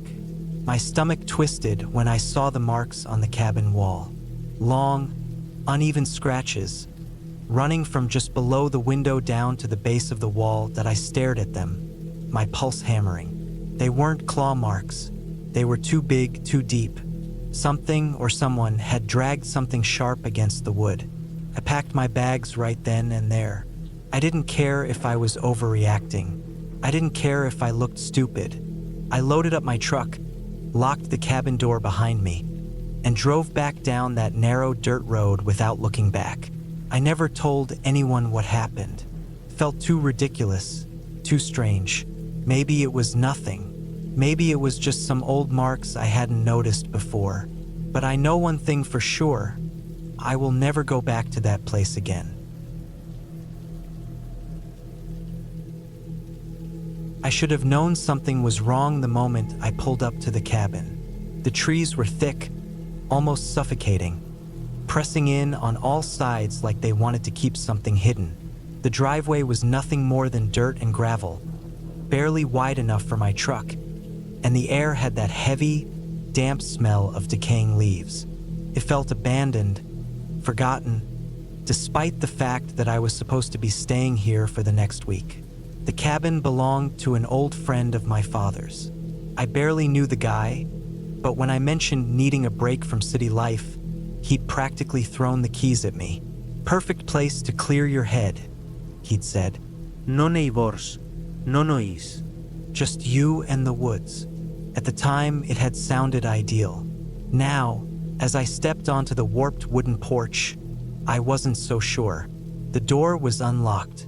Not surprising, this deep in the woods, people probably didn't worry about break-ins. Inside, the air was stale, thick with the scent of dust and wood. The furniture was old, the kind you'd find in a house that hadn't been updated since the 70s. Brown plaid couch, wood-paneled walls, a stone fireplace that looked like it hadn't been used in years. A single hallway led to the bedrooms and the bathroom, and there was a small kitchen with an old white fridge that hummed too loudly. I dropped my bag near the couch and checked my phone. No service. That was expected. I had told myself I wanted to disconnect after all, but there was something about truly being cut off that made my skin itch. No phone meant no help if something went wrong. Not that anything would. I was just being paranoid. The first night was uneventful, mostly. The wind howled through the trees, making the old cabin creak. I wasn't used to that kind of silence. The city had a constant hum, a background noise of traffic, people, life. Out here, it was nothing but the occasional rustle of leaves, the distant call of an animal, the groaning of old wood. Every sound felt amplified, like the whole forest was leaning in, listening. The second day, I explored a bit. There was a small trail behind the cabin that led deeper into the woods. I followed it for about an hour, listening to the crunch of leaves under my boots. The air was crisp, and for a while, I felt that peace I had been looking for. Then I found the clearing.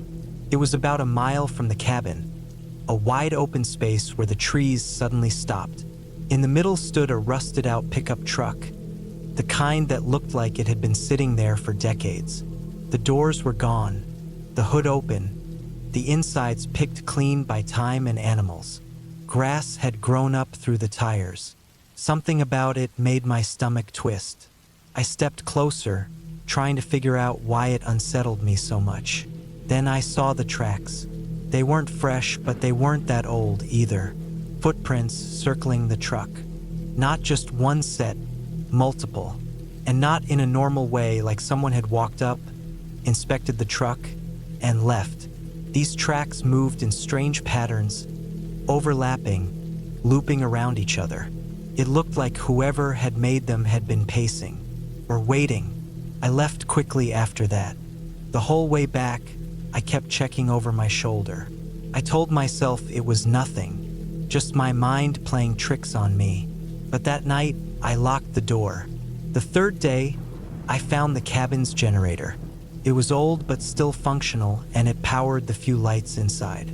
I spent most of the day reading, trying to push the image of those tracks out of my head. When the sun set, I turned on the porch light. That's when I saw it. The footprints. They were in the dirt just past the porch steps. Fresh. I didn't move at first. I just stood there, staring at them, my brain trying to make sense of it. I hadn't left the cabin all day. No one else was supposed to be out here. But there they were, leading from the woods, stopping right at the base of the steps. Someone had been here, watching. I didn't sleep much that night. I kept the lights on, listening for any sound outside. Around 2 a.m., I heard it, the slow creak of the porch. Not the wind, not the house settling. Something heavier, something deliberate. My breath caught in my throat. I didn't move.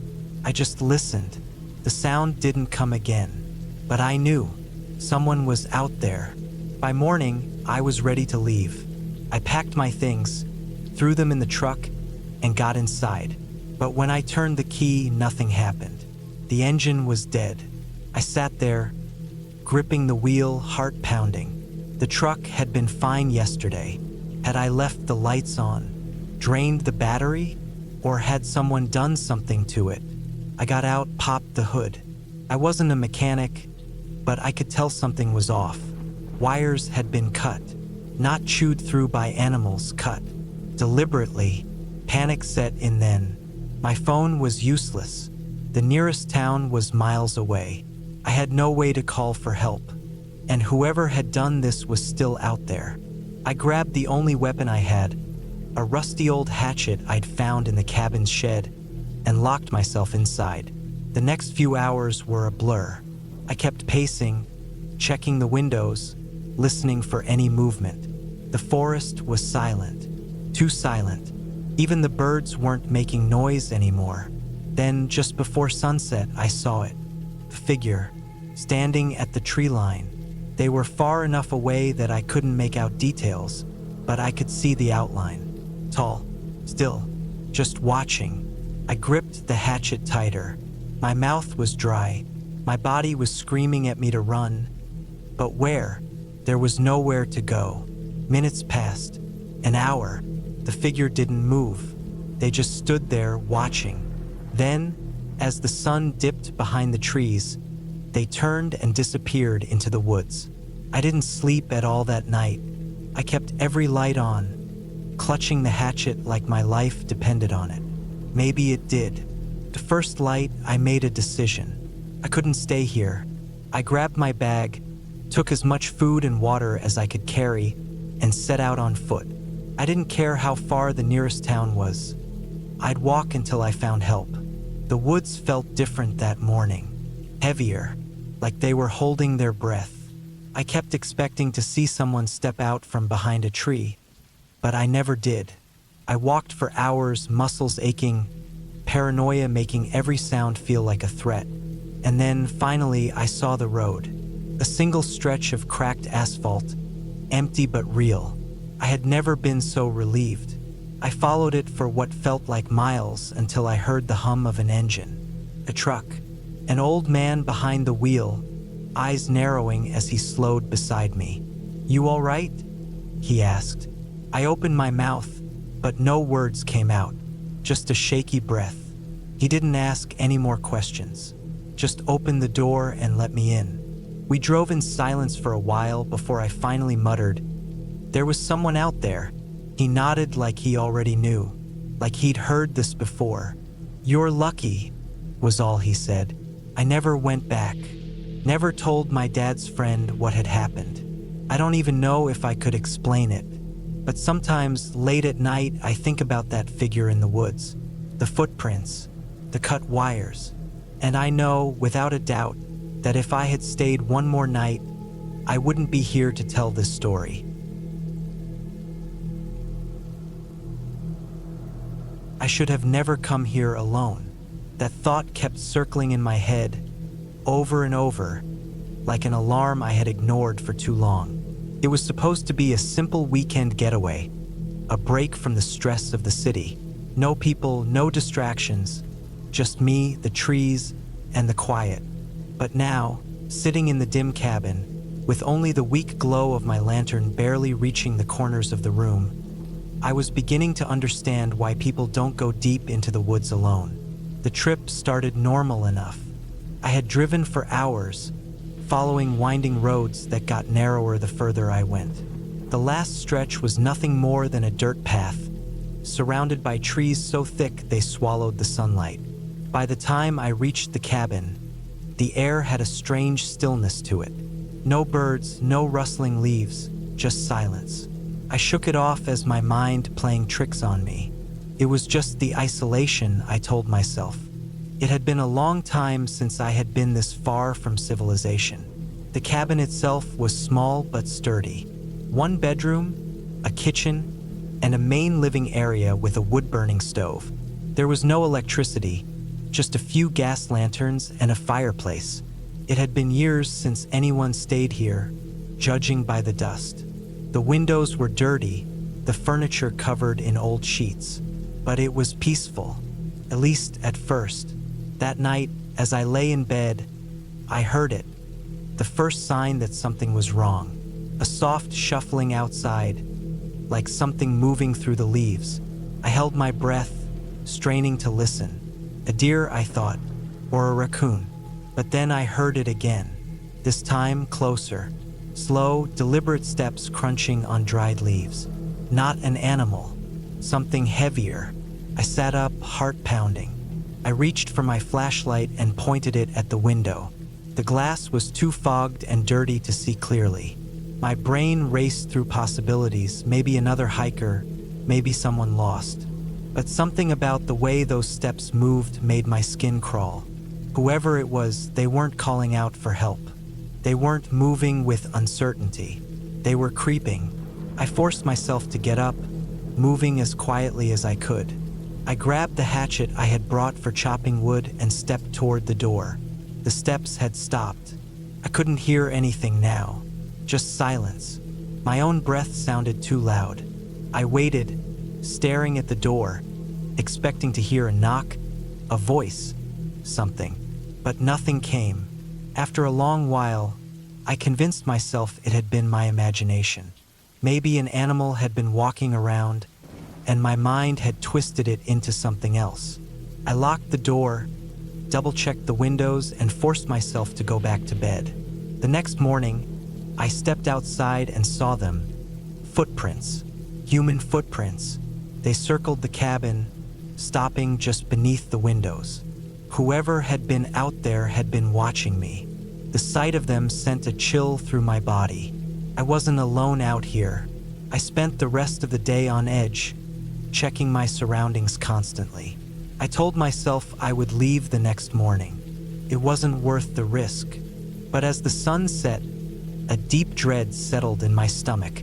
If they had been watching me last night, what would stop them from coming back? That night, I kept the hatchet by my bed. I barely slept, jumping at every little sound. The wind howling through the trees, the creaking of the old wood. But nothing happened. No footsteps. No movement outside. Maybe they had left. Maybe I was safe. But then, as I was packing my things the next morning, I saw it. Something out in the trees. A figure, standing between the trunks, half hidden in the shadows. Just standing there, watching. I felt my breath hitch, my muscles freeze. They weren't trying to hide. They wanted me to see them. I grabbed my bag and bolted for my car. I didn't care about leaving things behind.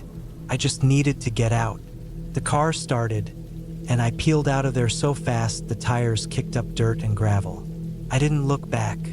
I didn't stop until I was miles away, back on a real road, back where the trees weren't so thick, where I could finally breathe again. I never found out who it was. No reports of a missing person. No records of squatters or hikers in the area. Just silence. The only proof I had were the footprints around the cabin, the memory of that figure in the woods. I still think about it sometimes, about what might have happened if I had stayed just one more night, about what they wanted. I'll never go back to that cabin. And if you ever find yourself alone in the deep woods, remember, There are worse things than being lost.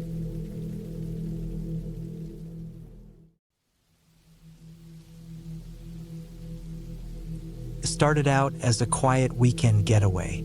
I had been feeling worn out, and a few days in a cabin, away from the noise of the city, seemed like the perfect way to recharge. A friend of mine had a small cabin tucked deep in the woods about a 3-hour drive away. It wasn't exactly luxury. It had no Wi-Fi, no TV, just the basics. A wood stove, a couple of bedrooms, and a porch overlooking a dense forest. But that's exactly what I needed. Peace, isolation, and some time alone to think. I arrived late on a Friday afternoon. The drive had been long, and the winding road leading up to the cabin was barely more than a dirt path. The woods were thick with trees, and the sun was already sinking behind the mountains. As I parked in front of the cabin, I couldn't help but notice how quiet everything was. The only sound was the faint rustle of leaves in the breeze and the occasional distant call of a bird. It was the kind of silence that feels heavy, like something is just waiting to break it. I grabbed my bags and walked up the creaky porch steps, unlocking the door with the key my friend had given me. Inside, the cabin smelled of wood and something faintly earthy, like pine needles. There was a small kitchen to the left, a living room with a couple of worn couches, and a fireplace on the far wall. The light was dim, but there was something warm about it. I liked the way it felt, isolated but comfortable. The place was as simple as I remembered. I threw my bags onto the couch, unpacked a bit, and made myself a cup of tea. I sat by the window, sipping slowly, watching the trees sway in the twilight. There was something about the woods here that felt different, more alive in a way. I had spent time in the wilderness before, but this place was different. Maybe it was the stillness or the feeling of being so far from anything. It was beautiful in a haunting sort of way. As the sky darkened, I built a fire in the fireplace and settled in. I had no intention of doing much, just relaxing, maybe reading, and enjoying the solitude. But as the hours passed and the wind picked up, I started to notice something. The cabin, despite its solitude, didn't feel empty. There was a sense of presence, like someone or something was just outside my line of sight. The kind of sensation you get when you feel eyes on you, even when no one is there. I tried to ignore it. It was just my imagination, I told myself. The crackling fire and the wind outside were enough to fill the silence. But then it happened. A noise, a soft tapping, almost like a finger drumming on wood. But it wasn't coming from inside. It came from the direction of the door. I froze, my heart pounding in my chest. I couldn't remember hearing anyone approach. I hadn't seen a single car on the road leading up to the cabin. I set my tea down, stood up, and cautiously walked over to the door. There was nothing, just the dark outline of the porch and the trees beyond. The wind was picking up now, howling through the branches, but I couldn't shake the feeling that someone had been standing there, just out of view. I double-checked the lock and returned to the fire. My hands were shaking, but I tried to push the unsettling feeling aside. I was alone. There was nothing out there, just the wind. I settled back onto the couch, trying to convince myself to relax. But the longer I sat there, the more the silence felt suffocating. Every crack of the wood, every shift in the breeze felt magnified. My mind kept drifting back to the tapping sound. Had I imagined it, or had someone really been there? The night stretched on, and I eventually went to bed. I kept the curtains closed tightly, and I slept fitfully, waking up several times, disoriented, with the sense that something was wrong. The wind outside had grown stronger, rattling the windows and making the whole cabin creak. The next morning, I woke up early, feeling exhausted. I hadn't slept well, and the strange noises from the night before were still fresh in my mind. I told myself it was just the wind, that the cabin was old, and it had its quirks, but something still felt off. I went out onto the porch to get some fresh air, hoping to clear my head. The sun was up now, casting long shadows over the forest. Everything looked so peaceful, too peaceful. The forest stretched out in every direction, a dense thicket of trees and underbrush. The silence was back, but this time it felt even more oppressive, as if the woods were holding their breath, waiting. I decided to take a walk.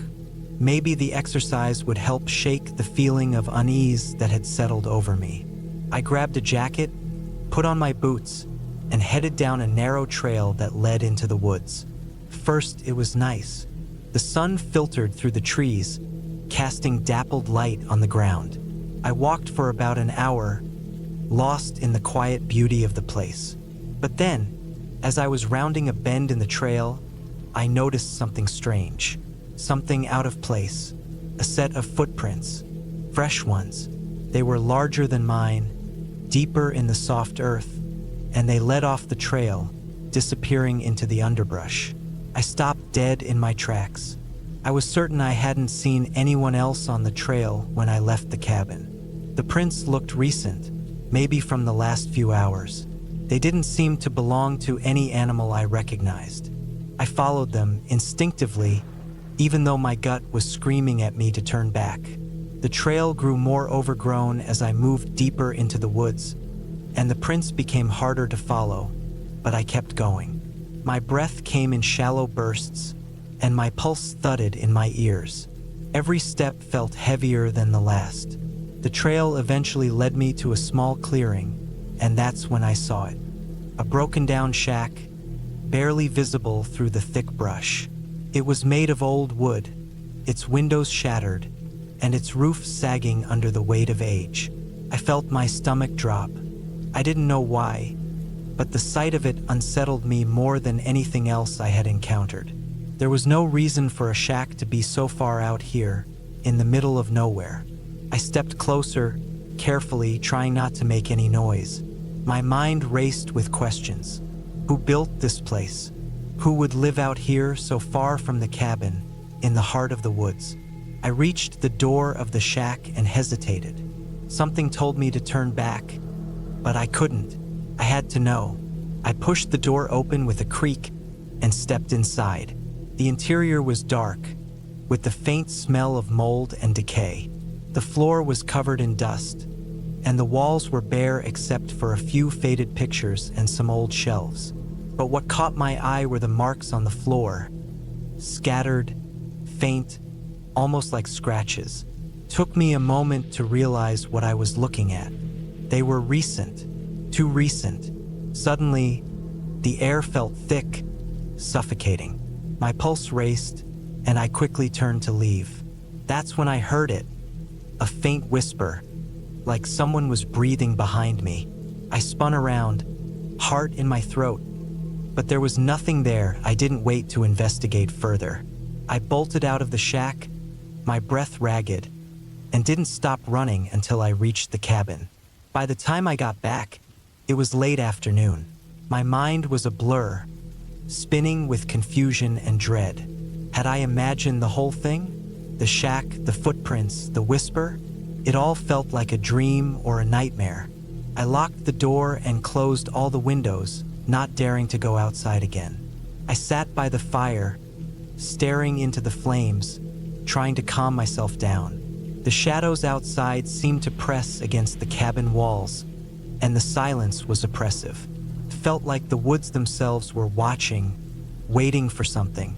As the night deepened, I heard it again, the tapping, faint but distinct. It was coming from the direction of the door. I grabbed the fireplace poker and stood by the door, my breath shallow, waiting. The noise grew louder, more persistent. Then, just as suddenly as it had started, it stopped. And then I realized the footprints, the shack, the strange sounds, they weren't random. They were all connected. Something or someone had been out there and they were watching me. But I wasn't alone anymore. I couldn't explain it, but I felt like there was something protecting me. Something that had been with me all along. The presence that had been lingering in the cabin wasn't a threat. It was a warning. The tapping started again, but this time it was different. It wasn't outside anymore. It was inside. I turned toward the sound, and for the first time I understood. The cabin wasn't empty, and it wasn't mine to keep.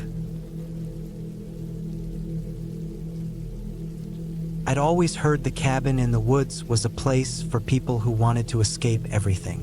A place to clear your mind, get away from the noise of the city, the rush, and the constant pressure. I didn't think much about that when I decided to go. After all, I was looking for some time alone to reset. The thought of being in complete silence, surrounded by nature, sounded like the perfect retreat. The cabin was far out. It wasn't on any map, at least not the ones I had.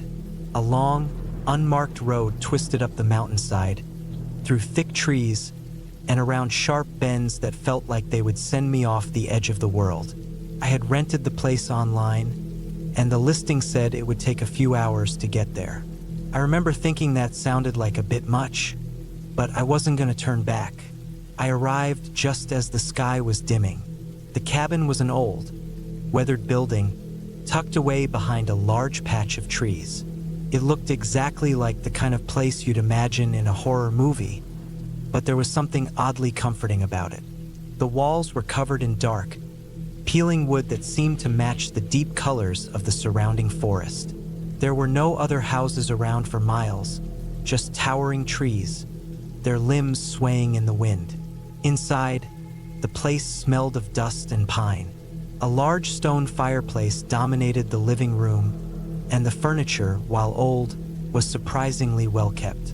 I immediately felt the weight of isolation. There was no cell service, no Wi-Fi, not even a landline. It was just me, the cabin, and the wilderness. That night, I sat up by the fire with a book I had been meaning to finish.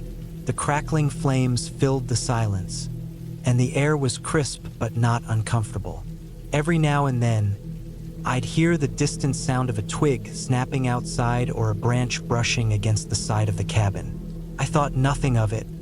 It was just the forest, the wind, the animals, the sounds that came with being alone in the middle of nowhere.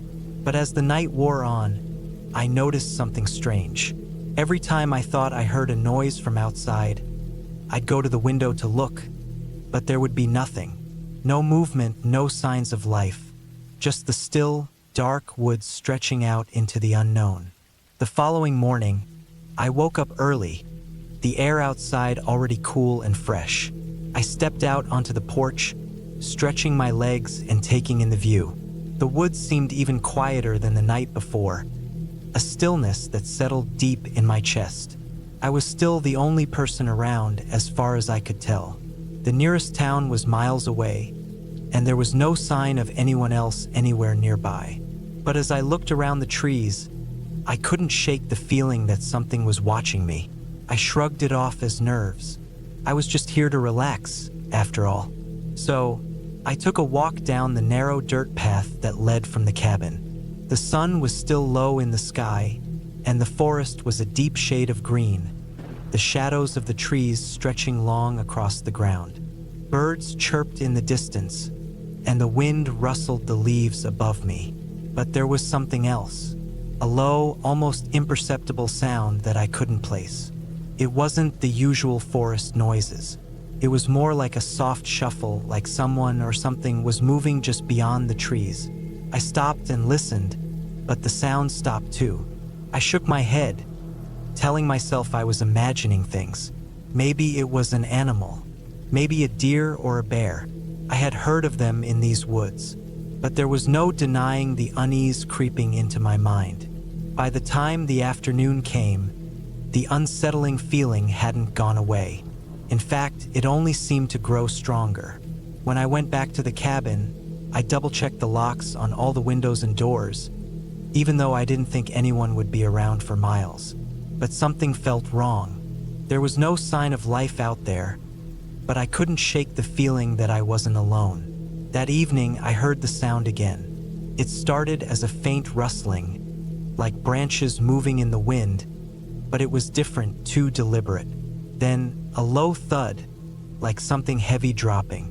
My heart started racing, and I immediately grabbed the flashlight from the kitchen drawer and went to the door. The beam of light cut through the darkness, illuminating the trees, but there was nothing. No footprints, no movement. I stepped outside, trying to calm myself down, telling myself it was just my nerves playing tricks on me. I walked around the cabin, scanning the area, but the forest was still and silent. That night, I couldn't sleep.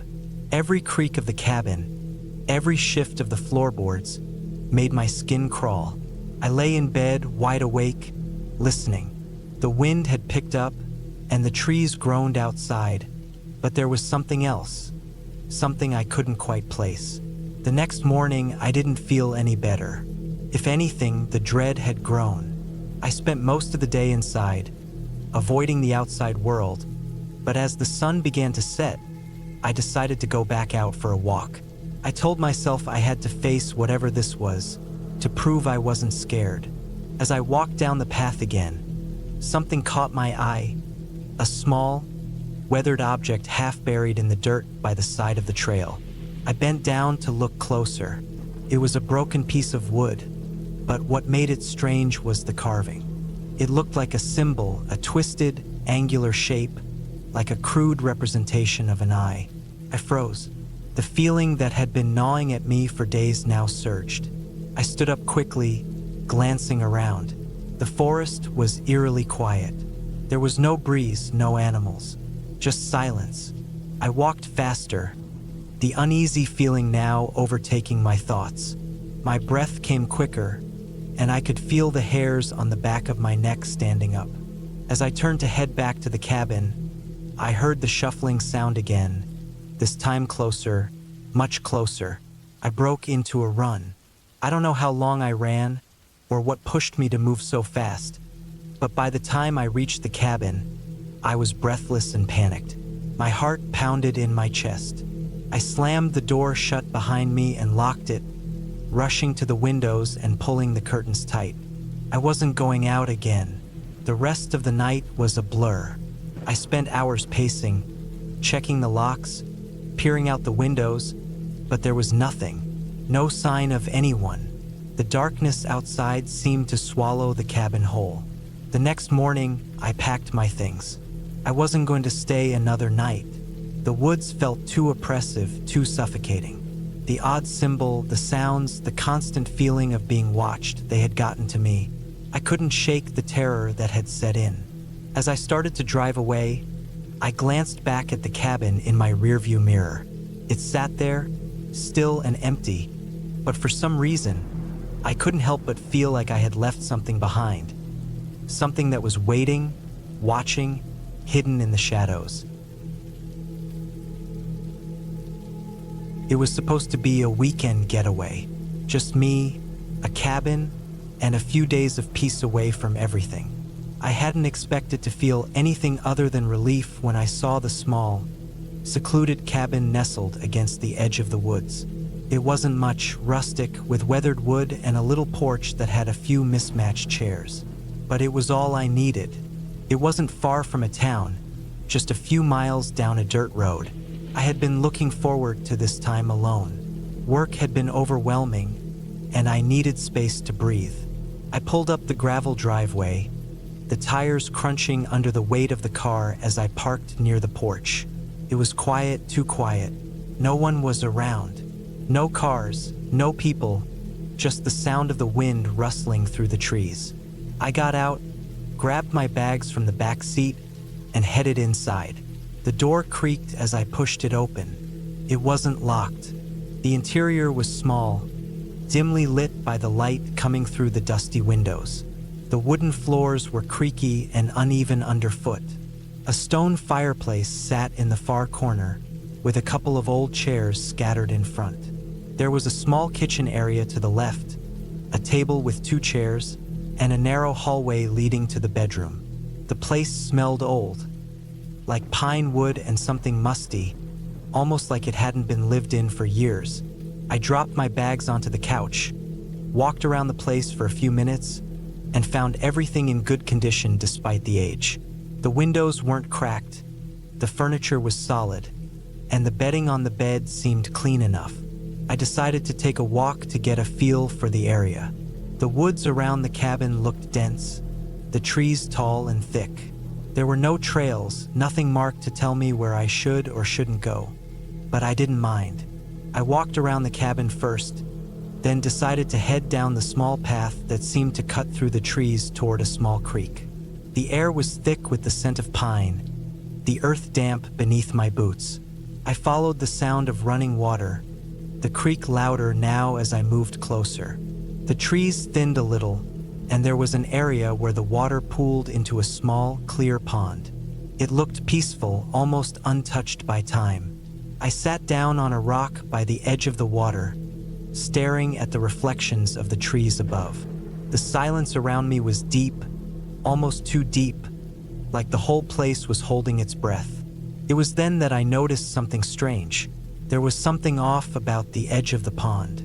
The water was disturbed, just a little, but enough to make me feel uneasy. A small stone, maybe a stick, was moving in the water. It wasn't wind or current. The pond was too still for that. I watched for a moment, my heart beating a little faster, but the movement stopped as suddenly as it started. I stood up, shook my head, and told myself it was nothing, just an animal, a fish, or the wind. Nothing to worry about. But as I turned to leave, I heard something, like a crack of a twig, barely audible, but enough to make my skin crawl. I froze, my body instinctively tensing. The sound came from deeper in the woods, off to my right. I listened, holding my breath. Nothing, just the wind. I quickly walked back to the cabin, my pace quickening, though I couldn't explain why. There was a sense of unease that I couldn't shake. When I got back to the cabin, I locked the door behind me and went straight to the kitchen to make some coffee. My hands were trembling just a little, but I told myself it was the cold air. That night, the wind picked up. I could hear it howling outside, pressing against the walls of the cabin. The sound of it rattling the windows made the quiet house feel even more isolated. I kept the fire in the fireplace going, trying to focus on the warmth it provided. The flames danced, casting long shadows across the room. I stayed up later than I expected, reading a book by the fire, trying to shake off the feeling that something was wrong. There was nothing out there, just the wind, but my mind kept going back to the movement in the pond, the odd noise in the woods. Around midnight, I started to drift off. That's when I heard it again. Faint knock at the door. I sat up, my heart leaping in my chest. My eyes darted toward the front door. Another knock, this one louder. I stood up slowly, my legs heavy. I didn't know what to do. The rational part of me told me to ignore it. It was probably an animal, maybe something bumping into the door, but I couldn't shake the feeling that something wasn't right. I took a deep breath, grabbed a flashlight, and slowly walked toward the door. There was nothing, no one standing outside, just the darkness. I stood there for a moment, the beam of my flashlight cutting through the night. My nerves were on edge, but I told myself it was just my imagination playing tricks on me. Still, I locked the door again, double-checked the windows, and went back to the couch. I tried to sleep, but every time I closed my eyes, I felt like I was being watched. It wasn't the kind of fear you feel when you're being hunted. It was the fear of being alone, deep in the woods with no one around for miles, and something watching, something out there. The next day, I decided to leave. The unease hadn't gone away. I packed my things quickly, moving from room to room, grabbing everything I had brought. When I went to the front door, I paused.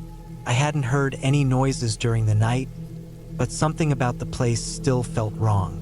The wind had died down, but the air felt thick, oppressive. As I stepped outside, I noticed something that made my blood run cold. The footprints, in the snow, leading from the woods right up to the cabin. They weren't animal tracks. They were human. Someone had been watching the cabin. Someone had walked right up to the door, then turned around and left. I stood there for a long time, staring at the prints.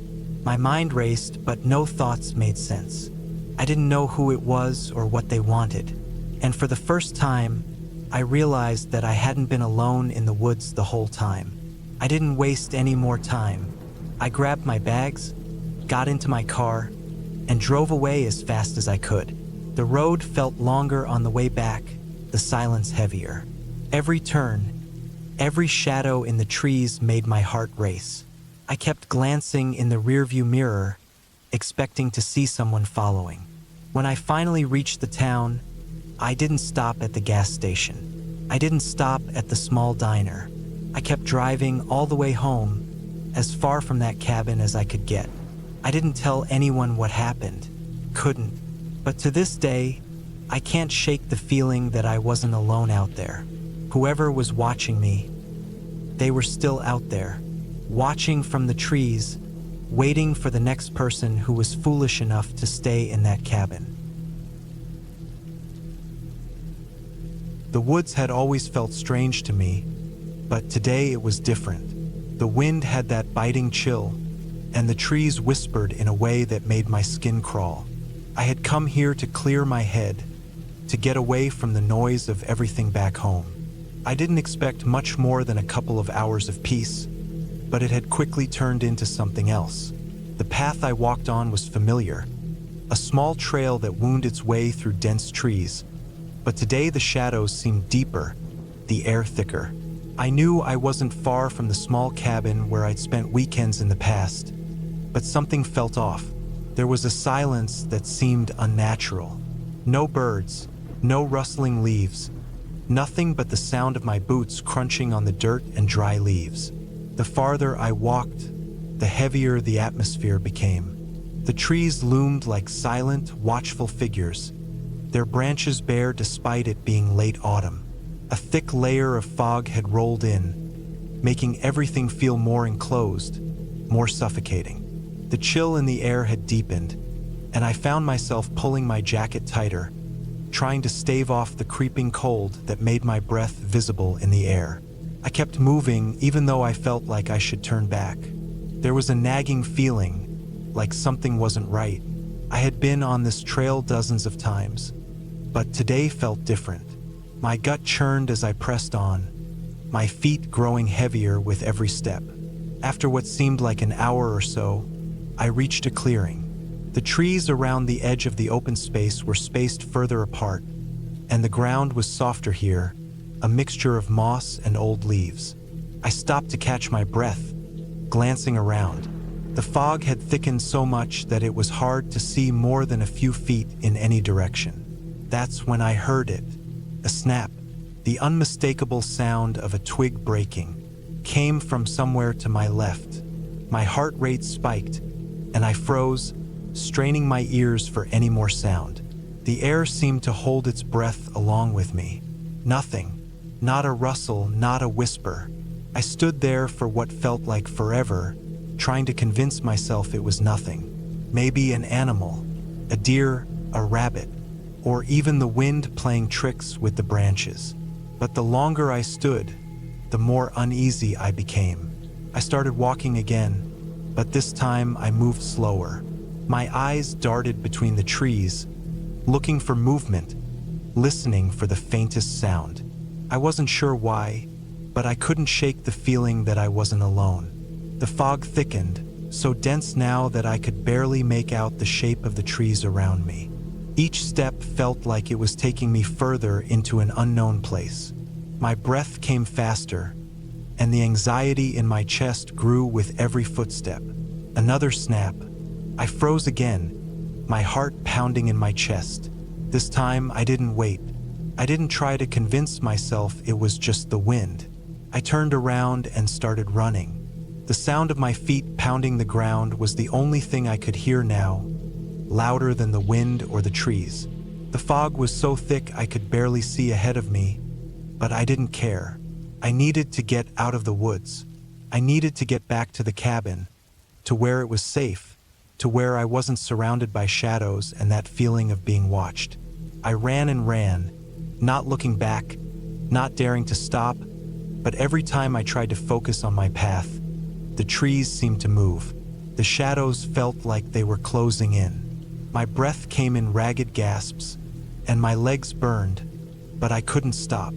The sound of my own footsteps was deafening now, and I heard nothing else. No snaps, no rustling. It was just me and the fog, and the overwhelming sense that something was chasing me. Suddenly, I stumbled. My foot caught on something, and I fell forward, my hands slamming into the ground. Pain shot up my arm, but I barely registered it as I scrambled to get up. My heart pounded so hard I thought it might explode. I didn't even look at what I had tripped over. I just pushed myself to my feet and continued running, even faster now, every nerve in my body screaming for me to escape. But the woods seemed to have no end. I had no idea how much time had passed when I finally burst through the trees into the clearing near the cabin. I collapsed to the ground, gasping for air, my body trembling with adrenaline and fear. I was back, safe. At least I told myself I was.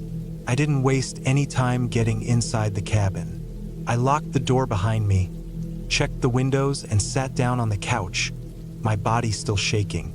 There was no way I was going back out there tonight. Couldn't. I tried to calm my breathing, but the feeling of being watched didn't leave. It lingered, like something was still out there, just beyond the fog. I spent the night awake, every creak and groan of the old cabin sending my heart into a frenzy.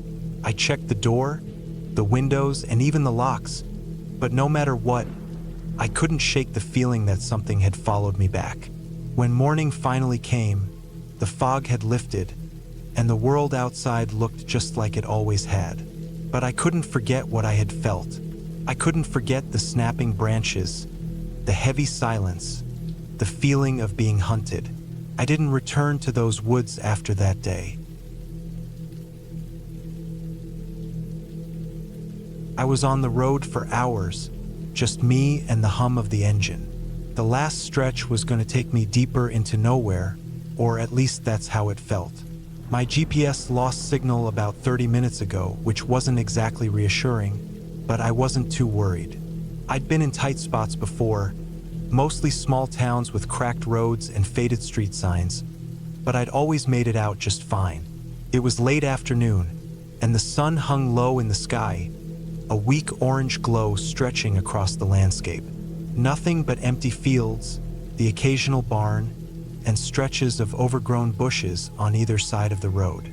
The trees started getting denser the further I drove, their branches hanging like dark fingers against the sky. The roads became narrower, winding more than I remembered from the maps I'd glanced at before leaving the last town. The smell of fresh earth and damp leaves crept through my slightly cracked window. I checked my phone. No signal.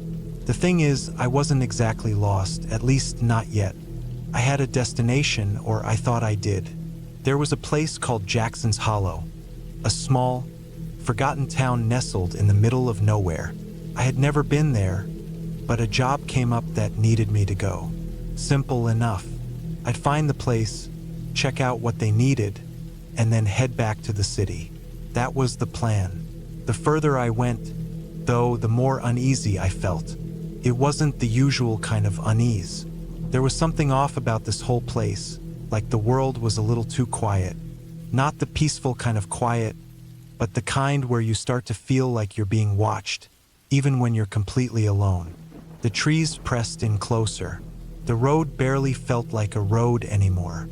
It was more like a dirt path that hadn't been maintained in years. I slowed down. I didn't want to risk hitting something and getting stuck. The thought of walking out here for help in this wilderness wasn't something I relished. The sun was almost gone now, and the sky was deepening into a shadowy blue. I checked my watch. 7:45 p.m. No sign of Jackson's Hollow yet. I knew I had been driving for a while, but I thought I should have seen something by now, even a faint hint of lights or buildings in the distance. I rounded a sharp bend and saw it. A small, worn-down sign with the word Jackson's Hollow, painted in chipped, fading white letters. It was hanging by a single nail, swaying slightly in the wind. It was barely visible in the dim light, and I almost missed it. This was it, the town I had been searching for. But as I drove past, I felt a sense of relief, mixed with confusion. Where was everyone? The place looked deserted. The buildings, if you could even call them that, were crumbling, some with broken windows, others with collapsed roofs. The streetlights were either flickering or completely out. The road wasn't even paved here. It was just cracked concrete with patches of dirt. There were no cars, no people walking around. Nothing. I drove slowly through the town, my headlights bouncing off the dilapidated structures. I could make out the old church at the end of the road. It looked like it hadn't been used in decades. I felt the chill creeping into my bones, even with the windows up. This wasn't a normal town. There was something wrong with it, but I couldn't pinpoint exactly what. I parked in front of a small house. The place looked like it had been abandoned a long time ago, but I saw movement inside. It wasn't much, just a slight shift of the curtain. I decided to go up and knock. The house didn't look welcoming, but I figured I'd at least try to find someone who could tell me what was going on here. My hand hovered over the doorbell, but something made me pause. I didn't know what it was. Maybe it was the way the house was too still, or the fact that I had been driving for so long and hadn't seen anyone else. But I pressed the doorbell anyway, a harsh, buzzing sound breaking the silence. Nothing. I waited for a moment, staring at the door, but still no response. My instincts were telling me to leave, but I ignored them, turning and walking around the side of the house. There was a shed in the back, barely visible through the overgrown weeds. I didn't expect to find anything useful, but something made me walk toward it. As I reached the shed, I noticed something strange. A faint sound, like the scraping of metal against wood, echoed in the air. It didn't sound like an animal, more like someone or something moving inside. I approached the door cautiously, my hand brushing the peeling wood as I slowly pushed it open. The inside of the shed was dark, filled with dusty old tools and boxes. But in the far corner, I saw something that made my heart race. A figure. At first, I thought it was just a shadow, but it was too still, too perfectly shaped. I stepped forward, squinting in the dim light, but before I could make out any details, I heard the unmistakable sound of a door slamming shut behind me. I whipped around, heart pounding. The door was now firmly closed, and the feeling of being trapped began to crawl over me. I tried to yank it open, but it wouldn't budge. Panic rose in my chest as I realized I wasn't alone. I took a deep breath, trying to steady myself. Couldn't just freak out, not yet. I had to stay calm, think clearly. I turned back to the shed. The figure was still there, unmoving. My mind raced. Should I go back to the house? Should I try to find another way out? I didn't have many options. I took another step toward the figure in the corner. This time I wasn't afraid. Or maybe I was, but I wasn't going to let it show. As I got closer, I saw that it wasn't a person at all. It was just an old mannequin, its clothes ragged, its face obscured by layers of dirt. It had been propped up against the wall, as if someone had placed it there a long time ago and forgot about it. I exhaled in relief, my heart rate slowing down. It was just a stupid mannequin. But as I turned to leave the shed, something caught my eye. On the ground near the door, partially hidden under a pile of old newspapers, was a small notebook. I bent down, pulling it out. It was leather-bound, old, its pages yellowed with age. I flipped it open, skimming through the entries. They were all written in a hurried, messy hand, as if someone had been desperate to get their thoughts down. "Don't trust them," one entry read. "They'll make you believe you're safe, but you're never safe." I turned the page. "The things they hide are worse than you think. Don't go to the church." My throat went dry as I read the words. What the hell was this?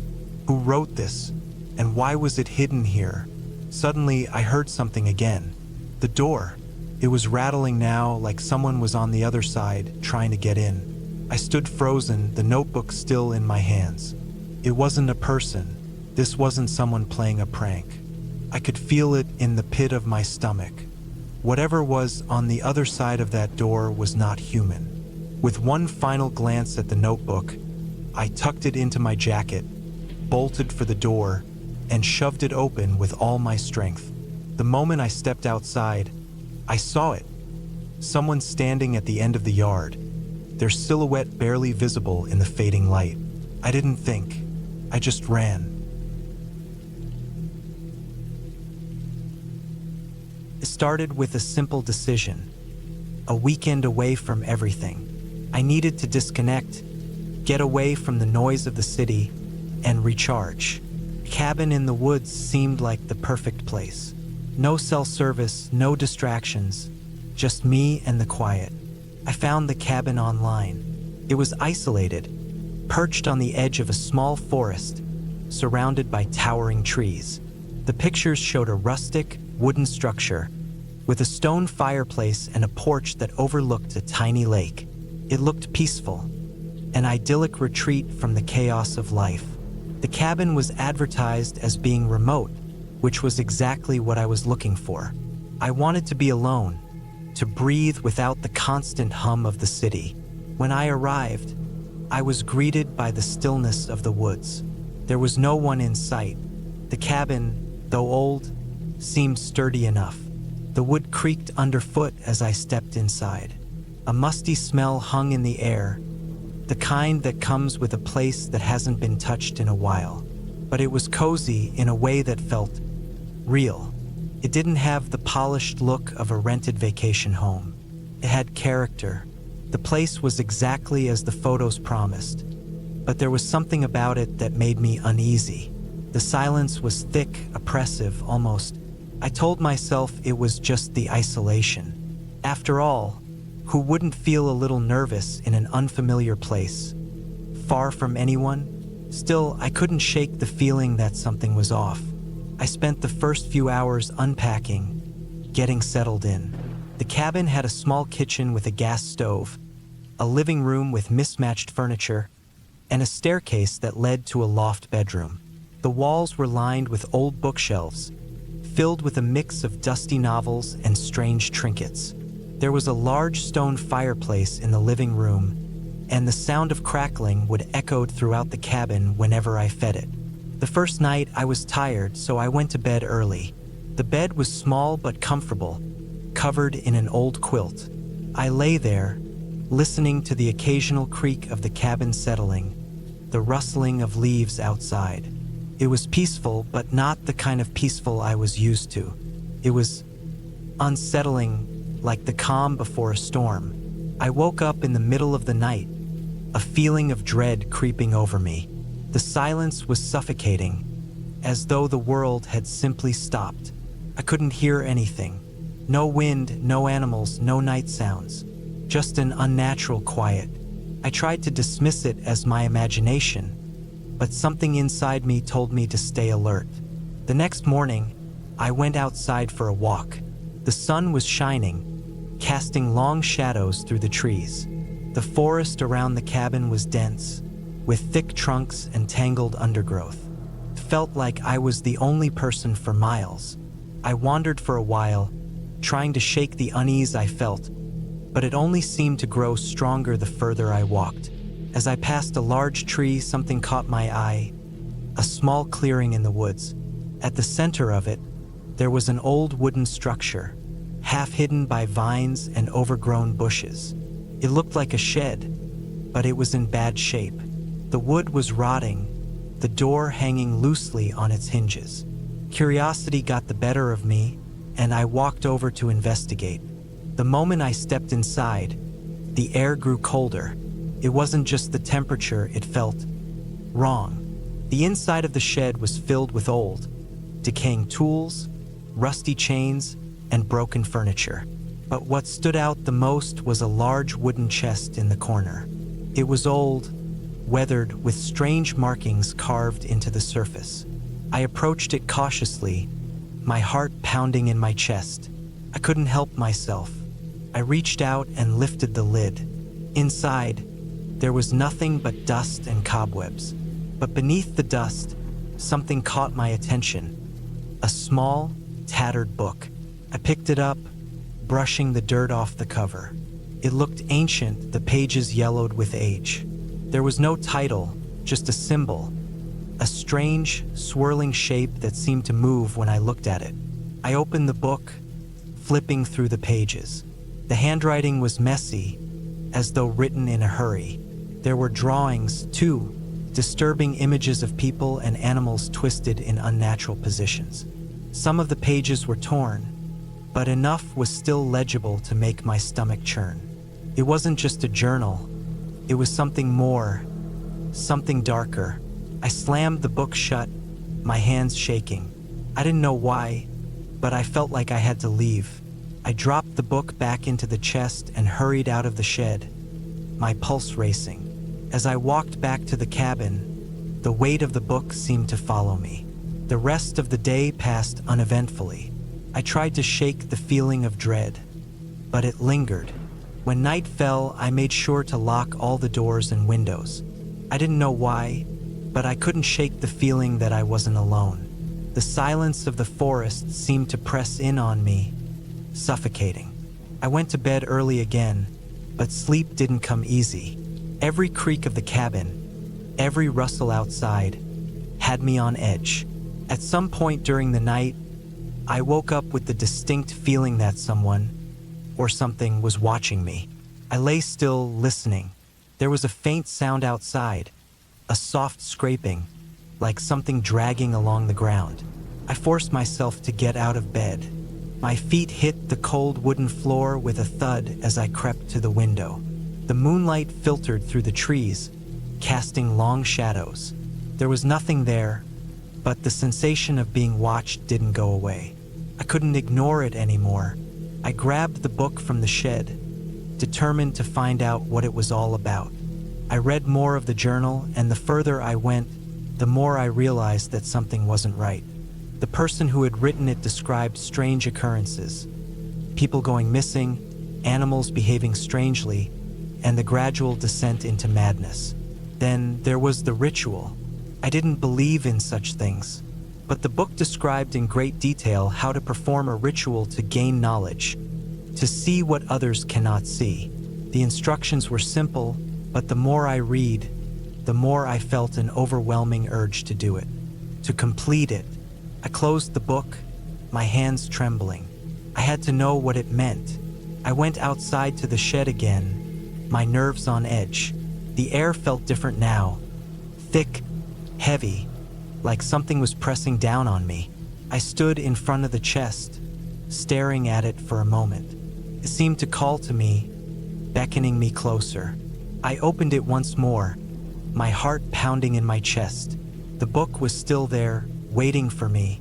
I grabbed it, almost without thinking, and ran back to the cabin. The house felt different now, like it wasn't just a building anymore. It felt alive. I set the book down on the table and took out the things I needed. Candles, matches, and a knife I found in the kitchen. I followed the instructions as best as I could, marking the floor with strange symbols, lighting the candles in specific places, and reciting the words from the journal. As I did, the temperature in the cabin dropped. My breath came out in visible puffs. I could hear faint whispers, like voices in the distance. The shadows seemed to stretch and twist, warping around me. I was terrified, but I couldn't stop. Something inside me wanted to know, wanted to see what the book promised. Then I felt it. Something cold, something dark, wrapped itself around my chest, squeezing the air out of my lungs. Couldn't breathe, couldn't move. The whispers grew louder, filling my mind. The walls of the cabin seemed to pulse, as though it was alive, watching me. I don't know how long it lasted, but when it stopped, everything was silent again. The cabin was still. The candles had burned out. I was alone. I looked around, and for the first time, the silence wasn't suffocating. It was comforting. The oppressive feeling was gone, replaced by a strange peace. I never completed the ritual. I never needed to. I had seen enough. What I felt was real, more real than anything I had ever known. But it was over now. The book was gone, buried somewhere deep in the woods. The cabin was no longer a place of dread. I left the next morning, and as I drove away, I looked back at the cabin. It stood there, still and quiet, like it always had. But I knew better now. I had learned what I came for, and that was enough. I never liked driving at night, especially not through the middle of nowhere. But when my car broke down, it was too late to turn back, and there wasn't a single town for miles. The headlights barely cut through the thick darkness, the road stretching endlessly ahead, with trees lining both sides. Not a single light, not a single sign of life. It had been a long, tiring day. I'd been on the road for hours, hoping to make it to my cousin's house before the weather turned. The storm had been building all day, a slow, relentless thing, and now it was here. The sky was thick with clouds, dark and swollen, and the wind had started to pick up. The rain was coming down hard, beating against the car with a steady rhythm that almost drowned out everything else. My windshield wipers barely kept up, streaking the glass in frantic sweeps as I drove. I had just passed the last exit for miles when the car made a noise. A soft, almost inaudible click, and the engine sputtered. The lights flickered once, then went dark. I pressed on the gas, but nothing happened. The car rolled to a slow stop in the middle of the highway. The rain continued to pour down, and I sat there for a moment, completely still, trying to process what had just happened. Great, I thought. Just great. I tried the ignition again, but nothing. I checked the gas gauge, plenty of fuel. The engine wasn't turning over. I cursed under my breath. I didn't have a phone charger with me, and I wasn't even sure which direction the nearest town was. I'd been driving through this remote area for so long that I had no idea how far I was from anything resembling civilization. The rain was getting heavier now, the sound pounding against the roof like the sky itself was angry at me.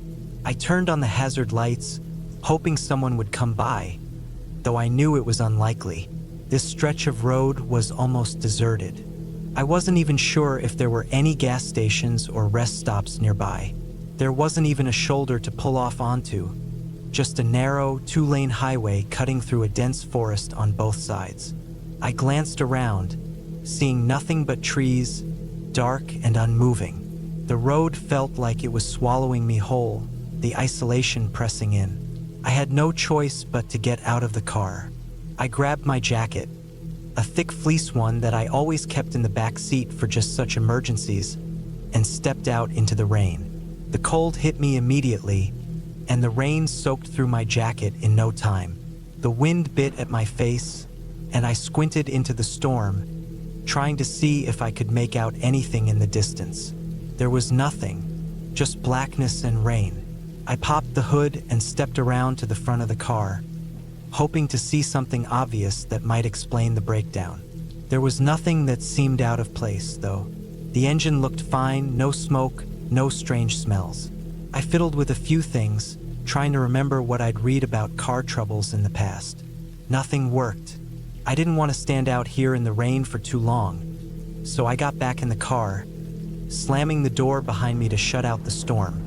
The cold was seeping into my bones, and I felt a creeping sense of panic building in my chest. I needed to get out of here.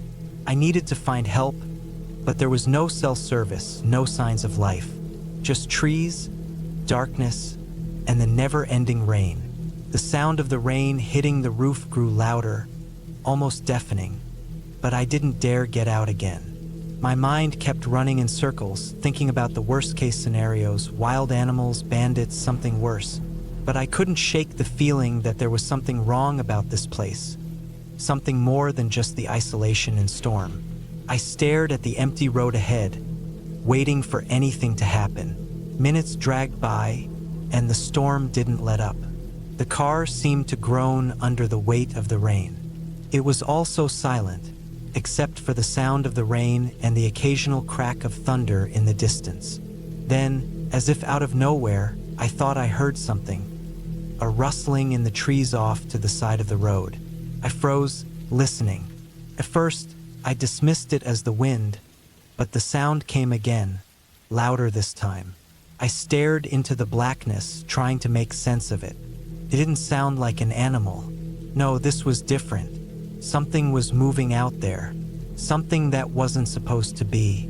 My heart started to race, and I quickly locked the car doors, even though I knew there was no one to be seen. I reached over to the glove compartment and pulled out the flashlight I always kept in there. The beam of light flickered as I switched it on, and I pointed it toward the trees, hoping to catch a glimpse of whatever was making the noise. There was nothing, just rain-soaked branches swaying in the wind, a few leaves fluttering down, but nothing more. I shook my head, trying to calm my nerves. It was just the storm playing tricks on me, I thought. Maybe I was imagining things. But as the seconds passed, that creeping unease didn't fade. It only grew stronger. I couldn't shake the feeling that I wasn't alone, that something was out there, watching me. But I was too afraid to open the door again and check. The minutes passed slowly, like hours, as I sat in that car. The feeling of being watched never left, and my nerves were fraying at the edges. Then, just when I thought I might be losing my mind, something changed. The wind died down for a moment, and for the briefest of seconds, everything was silent. I heard it, a soft, slow crunch of footsteps on the wet ground. I froze. My eyes darted to the trees, searching the darkness for any movement. The footsteps were too soft to be an animal. They were deliberate, heavy, as though someone or something was walking slowly toward my car. My breath caught in my throat, and my hand instinctively moved to the door handle, though I had no intention of getting out. The footsteps grew louder, closer. There was something about them that felt wrong. They didn't sound like a person. There was no rhythm to the steps, no normal pace. It was like whoever or whatever was walking was unsure of itself, hesitant, almost dragging itself along. I could feel my pulse in my ears now, the fear making it impossible to think straight. My eyes scanned the trees, but there was nothing, just dark shadows in the rain. But I could still hear the footsteps, the strange, dragging footsteps that were getting closer and closer. I glanced in the rearview mirror, half expecting to see something standing right behind me, but there was nothing. The road stretched out empty in both directions. But then, I saw something flicker in the trees to my left, a shadow, quick and unnatural, darting between the trunks. My stomach churned. Suddenly, I heard a thud on the roof of the car. I jerked back in my seat, my heart leaping into my throat. What the hell was that? The rain kept pouring, but the sound of footsteps on the ground had stopped. Now, all I could hear was the strange scraping noise coming from above. It was faint, like something heavy was slowly dragging across the roof, but I couldn't see anything through the windshield. I sat there, frozen, barely breathing, my hands gripping the steering wheel so hard my knuckles were white. The minutes stretched on. I didn't know what to do. Should I open the door and check? Should I drive away, even though I had no idea if the car would start? Should I just wait here and hope for the best? Another thud, louder this time, followed by a long scraping sound again, as if something heavy was being dragged along the roof. I couldn't take it anymore. I had to know what it was. My hand reached for the door handle, and I pulled it open, stepping out into the rain again.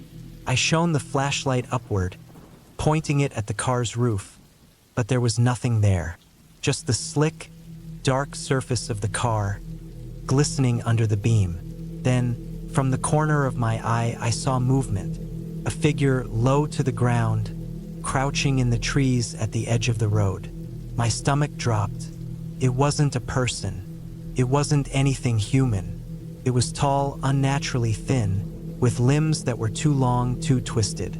It was covered in mud, its skin pale and sickly. Its face was hidden by the shadow of the trees, but I could feel its eyes on me, cold and predatory. I didn't wait to see more. I slammed the door shut and scrambled back into the car, my heart racing. The engine still wouldn't start. The strange figure in the trees was still there, watching, waiting, but now I was too scared to care. I kept trying the ignition over and over, but nothing happened. Panic set in, and then finally it started. The engine roared to life, and I slammed the gas pedal to the floor, speeding off down the road. I didn't look back, didn't care about anything else. All I wanted was to get away. After what felt like an eternity, I finally saw a light in the distance, a small gas station by the side of the road. I pulled in, my hands shaking as I got out of the car. I didn't care if the place was closed. I just needed to be somewhere safe. The station was abandoned. No one was there. I stayed inside, locked the doors, and didn't leave until morning. The sun rose, and the storm finally passed, but I couldn't shake the feeling that whatever had been out there was still watching, and I didn't stop looking over my shoulder the entire way home. I never should have gone on that hike alone. It was supposed to be a peaceful weekend. Just me, my boots, and the mountains. I had been planning it for weeks, thinking that some solitude in the wild would be the perfect escape from the stress of work and city life. I chose a trail that wasn't too well known, the kind of place where you could feel like you were the only person on Earth, the perfect way to recharge. The morning I left, the weather was clear, a bit chilly, but nothing out of the ordinary. The trailhead was just off the main road, and as I parked my car, I was met with the usual mix of excitement and nervousness that comes with starting something new. I checked my pack one more time, making sure I had everything: water, snacks, a first aid kit, a map. I knew the trail, at least the general layout of it, so I didn't expect to get lost. Still, I always like to be prepared. I locked the car and set off, breathing in the fresh, crisp air. The trail started out easy, winding through thick trees, their leaves already starting to turn amber for the fall. The air smelled earthy, like damp soil and pine. The only sounds were my footsteps crunching on the gravel path and the occasional rustling of leaves in the wind. It was peaceful, almost too peaceful. The first few miles were nothing unusual. The trail dipped down into a small valley, following a creek that twisted through the trees. It was quiet, with just the sound of water flowing over rocks and the occasional bird call overhead. I stopped a few times to take pictures, admiring the landscape, but each time I looked around, something seemed off. The woods felt dense, too dense. The trees crowded in on me, their gnarled branches reaching out as if trying to grab me. I shrugged it off, though. It was just my imagination, I thought. About halfway through the hike, the trail became steeper, leading up toward a rocky ridge. I had read that the view from the top was breathtaking, and that's what kept me going. My legs were starting to feel the burn, but I welcomed the physical challenge. I was in good shape, and this was exactly what I needed to clear my head. That's when I noticed something strange. I'd been walking for hours, and the trail was starting to feel unfamiliar. The path was narrowing, becoming more overgrown. The usual trail markers were sparse, and I started to wonder if I had missed a turn somewhere. I checked my map, but it didn't seem to match up with what I was seeing. The contours of the land were wrong. I couldn't figure it out. I stood there for a moment trying to get my bearings. The air around me seemed to grow heavier, the sounds of nature dimming as if the forest itself was holding its breath. I decided to press on, hoping the trail would open up again. But it didn't. It just got worse. The path became more and more difficult to follow, the ground uneven and slippery from the morning dew. I found myself scrambling over rocks and fallen branches, my heart rate picking up as the trail seemed to disappear entirely. At this point, I started to feel genuinely uneasy. It was as if the forest had closed in around me, trapping me in a maze with no way out. I should have turned back then. The thought crossed my mind. but something kept me going. Maybe it was the idea of the view at the top, maybe it was stubbornness, or maybe I just didn't want to admit that I had gotten myself into a situation I couldn't handle. I kept moving, pushing through the underbrush and ignoring the creeping sense of dread building in the pit of my stomach. The further I went, the more I felt like I was being watched. The trees seemed to loom over me, their twisted branches casting long, eerie shadows in the fading light. The air was thick, almost suffocating. It wasn't just the physical exhaustion anymore. There was something else, something wrong. Eventually, I found myself standing in front of a cliff, the rocks jutting out sharply toward the sky. It was a view, but not the one I had been expecting. The mountain peak was still out of reach, and the dense forest stretched endlessly behind me. The silence was oppressive, and it was as though the entire world had stopped. I looked around, trying to get a sense of where I was, but everything seemed unfamiliar. That's when I realized I had made a mistake. I'd taken the wrong path. Somehow, I had wandered off the main trail into an area that was rarely visited. I had no idea how far I had gone or where I was in relation to the trailhead. My phone had no signal, of course. I felt a wave of panic rush over me. This wasn't just a misturn or a minor detour. I was lost, and worse, I was alone.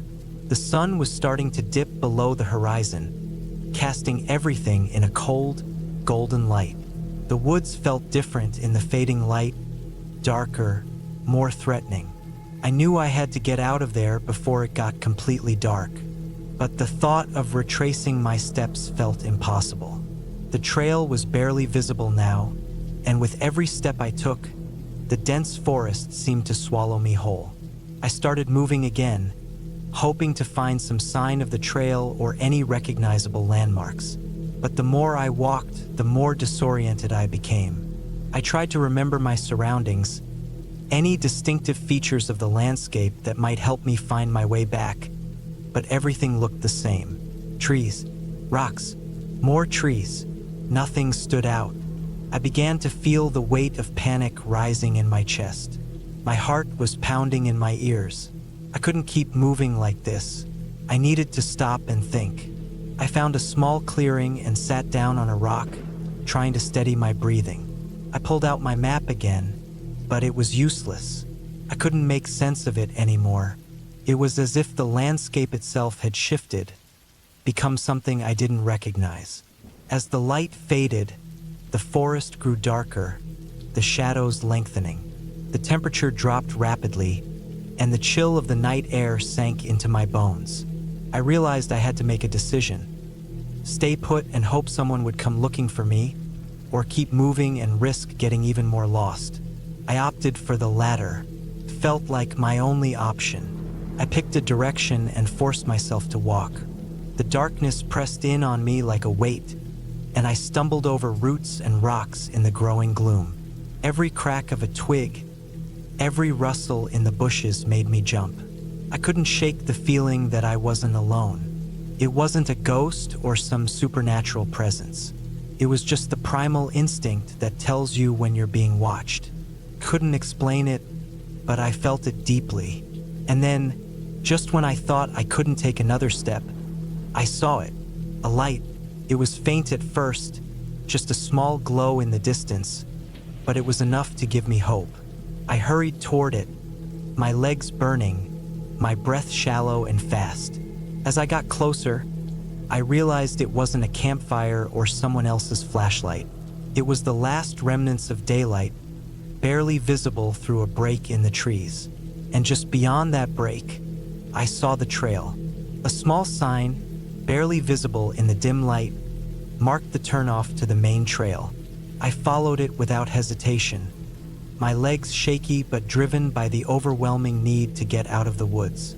I kept my focus on the trail, ignoring the growing darkness around me, until finally, after what felt like hours, I made it back to the main path. Relief flooded through me, so intense that it almost brought me to my knees. I looked around, the familiar trees and rocks no longer feeling ominous but like old friends. I knew exactly where I was now. The end of the trail was just a few miles away. By the time I reached the trailhead, the stars were out, and the night air was crisp and cool. My car was waiting for me, a beacon of safety. I didn't hesitate. I didn't look back. I just got in, started the engine, and drove off without another thought. I don't know what exactly happened out there, but I know I'll never go hiking alone again. It was a harsh reminder of how quickly things can go wrong, how easily you can become lost in a place that's supposed to be peaceful. That forest isn't some tranquil escape. It's a place that can swallow you whole if you're not careful. And as I drove away, one thought kept repeating in my head: I was lucky. Next time, I might not be.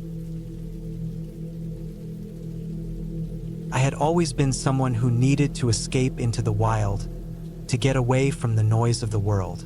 The idea of hiking alone in the mountains always felt like the perfect way to clear my mind. I'd done it countless times before, but this time something felt different. It wasn't just the usual thrill of adventure, the expectation of solitude, or the beauty of nature. It was something else, something nagging at the back of my mind. I woke up early, packed my bag with the essentials: water, snacks, first aid kit, a map of the trail, and of course, a flashlight. I made sure my boots were tightly laced up and double-checked the straps of my backpack to ensure everything was secure. My plan was simple: take the trail up, enjoy the peace, and head back down by nightfall. The air was cool, fresh with a crispness that signaled the start of autumn. I parked my car at the trailhead just as the sun began to rise, casting long shadows through the trees. The trail stretched before me, wide and inviting, winding up into the thick forest. I could hear the gentle rustling of leaves and the soft chirping of birds in the distance. I was used to the sounds of the woods, but something about today felt off. The air seemed heavier, as if the forest was holding its breath. I shrugged it off, telling myself it was just nerves. The first few miles were easy, a steady climb through the woods, the path well-marked and clear. My pace was slow but steady, my feet crunching against the loose gravel beneath the dirt trail. The sun crept higher, dappling the path with patches of warm light, and I breathed in deeply, savoring the tranquility. It was exactly what I needed. As I moved further up, I noticed fewer and fewer signs of other hikers. It was a popular trail, but by now I hadn't passed a single person. I didn't think much of it at first. Maybe they had taken a different path, or perhaps they had started their hikes earlier. Still, there was a strange emptiness to the forest now, a quiet that went beyond the usual stillness of nature. The path began to narrow as I moved deeper into the mountains. The trees around me thickened, their branches intertwining above, blocking out most of the sun.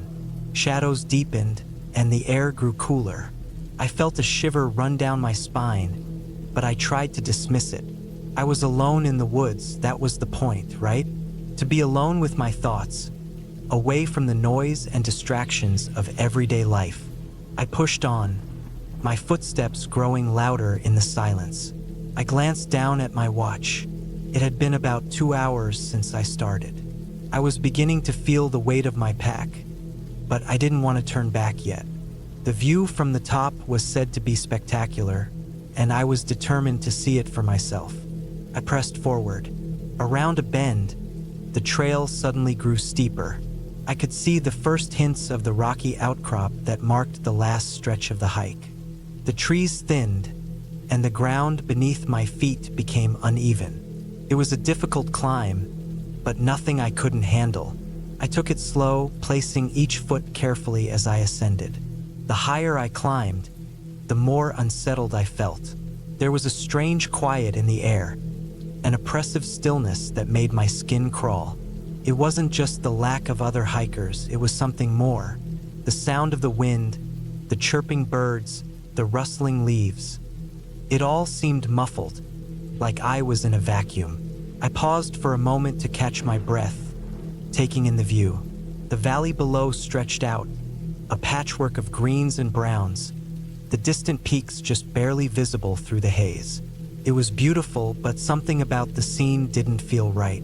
I felt like I was being watched, but when I glanced around, there was nothing but trees and rocks. I shook my head, pushing the thought aside. It was just my imagination running wild. I'd been alone in the woods plenty of times before, and I'd never had this feeling. But as I continued to climb, I couldn't shake the growing sense of unease. Then I saw it. Just off the trail, barely visible through the trees, was something that didn't belong. A campfire. It was small, the smoke rising lazily into the air, but it was the wrong place for a campfire. There was no campsite nearby, no clearing, no sign of anyone. I stopped dead in my tracks, my heart pounding in my chest. Was someone else hiking this trail? Or had someone set up camp here without permission? Curiosity got the better of me. I cautiously made my way off the trail, moving toward the fire. The crackling sound of the flames seemed unnaturally loud in the silence, and with each step I took, the feeling of being watched grew stronger. I couldn't help but glance over my shoulder every few moments, but there was no one there, just the trees. The fire was small, contained within a ring of rocks. The ground around it was untouched, not a single footprint marking the earth. I squatted down, my hand brushing the edge of the fire pit. The stones were cold, and the fire was nothing more than a few embers, barely smoldering. It hadn't been used for hours, maybe even longer. The hairs on the back of my neck stood up as I looked around again. The unease I'd been feeling earlier now turning into full-blown anxiety. I stood up quickly, my instincts screaming at me to leave. But before I could turn back, I noticed something strange on the ground. A small, weathered backpack, half hidden behind a boulder. It was an old one, the fabric faded and frayed, with a few items scattered around it. My stomach twisted as I looked at the backpack. Something about it felt wrong. It was too out of place. I walked closer, my footsteps hesitant, my mind racing. I crouched down, carefully lifting the backpack. It was heavy, filled with something. I opened it, my fingers trembling. Inside were a few things that made my heart stop. A flashlight, a map that had been torn and crumpled, and a small notebook, its pages filled with frantic scribbles. I quickly put the backpack down, my mind racing.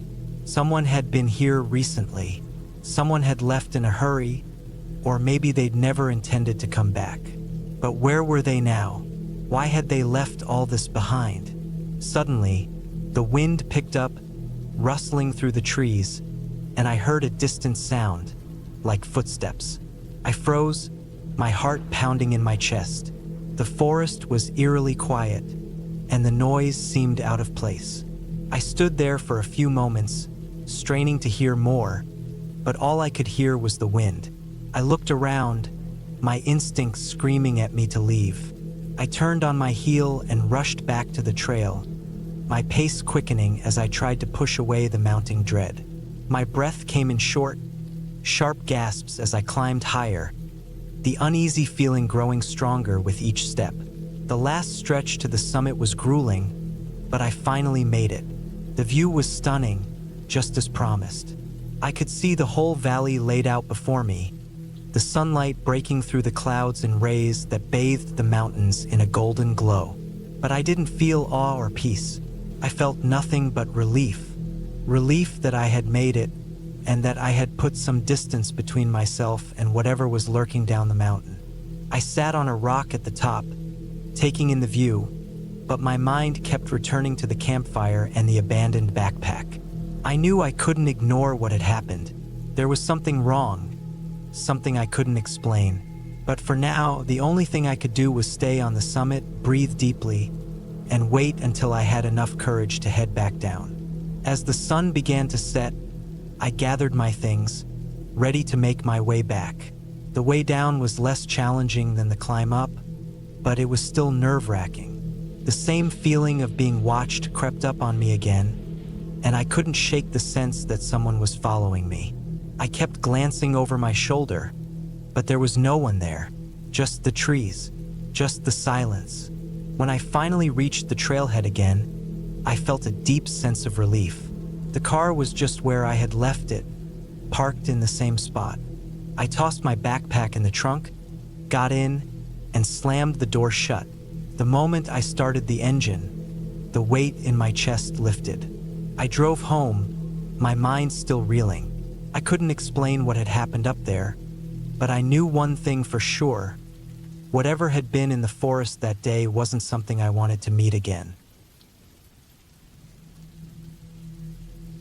I wasn't expecting anything crazy when I planned the weekend trip. It was supposed to be simple. 2 nights in the mountains, just me and nature. It was late September, and the air was already turning crisp. The forecast promised clear skies, perfect camping weather. I wanted a break from my routine, something to clear my head for a while. I packed light, just the basics. A tent, sleeping bag, a small stove, a flashlight, extra batteries, enough food for 2 days, and plenty of water. I threw in a knife, a small first aid kit, and my phone, fully charged. I wasn't going too deep into the wilderness, maybe 5 miles from the main trailhead, but it was far enough to feel isolated. That's what I wanted: quiet, peace, and time to think. The drive up was uneventful. The sun was shining through the trees as I wound my way up the gravel road toward the trailhead. I parked my car, double-checked my gear, and set off on the trail around noon. The forest was beautiful, dense with towering pines and thick underbrush. I could hear birds chirping and the wind whistling softly through the branches. Felt good to be out there, away from everything. About an hour into the hike, I veered off the main trail onto a smaller, less used path. I'd read about a good camping spot near a small stream, and I was determined to find it. The trail was narrow, almost overgrown in places, but the air smelled fresh, and the leaves crunched under my boots. I felt completely alone. No distant voices, no hum of cars, just the forest. By mid-afternoon, I found the spot. It was perfect. A small clearing surrounded by trees, with the stream just a few steps away. The water was clear and cold, the kind you could drink straight from if you had to. I set up my tent near the edge of the clearing, close enough to hear the water but far enough that it wouldn't keep me awake. Once my camp was ready, I sat down on a log, pulled out a granola bar, and just listened. The forest had this hum to it, a mix of wind, water, and the occasional rustle of leaves. I tried to remember the last time I felt that calm, but nothing came to mind. I spent the afternoon gathering some firewood, nothing too serious, just enough to cook dinner and stay warm for a while. As the sun dipped lower, I lit a small fire and boiled some water for my dehydrated meal. Beef stew, not exactly gourmet, but after a day of hiking, it tasted amazing. By the time I finished eating, the light was fading fast. I leaned back against the log and watched the sky turn from orange to deep blue, then black. The stars were bright, scattered across the sky like glitter. I could barely see my hand in front of my face without the firelight. That's how dark it got out there. I threw a few more logs on the fire and stayed up for a while, enjoying the warmth and the sound of the crackling wood. Eventually, though, the long day caught up with me. I doused the fire, zipped up my tent, and crawled into my sleeping bag. The forest outside was quiet except for the sound of the stream. I must have fallen asleep quickly because the next thing I remember is waking up to something outside.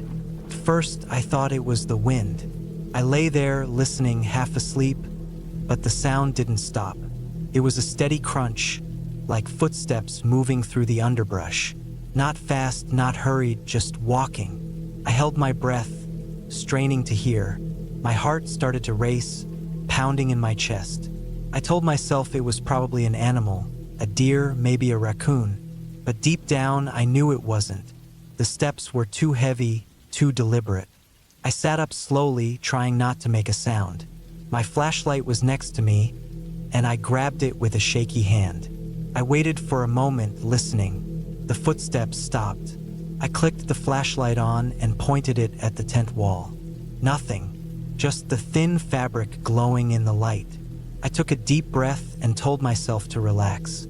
Maybe it really was just an animal passing through.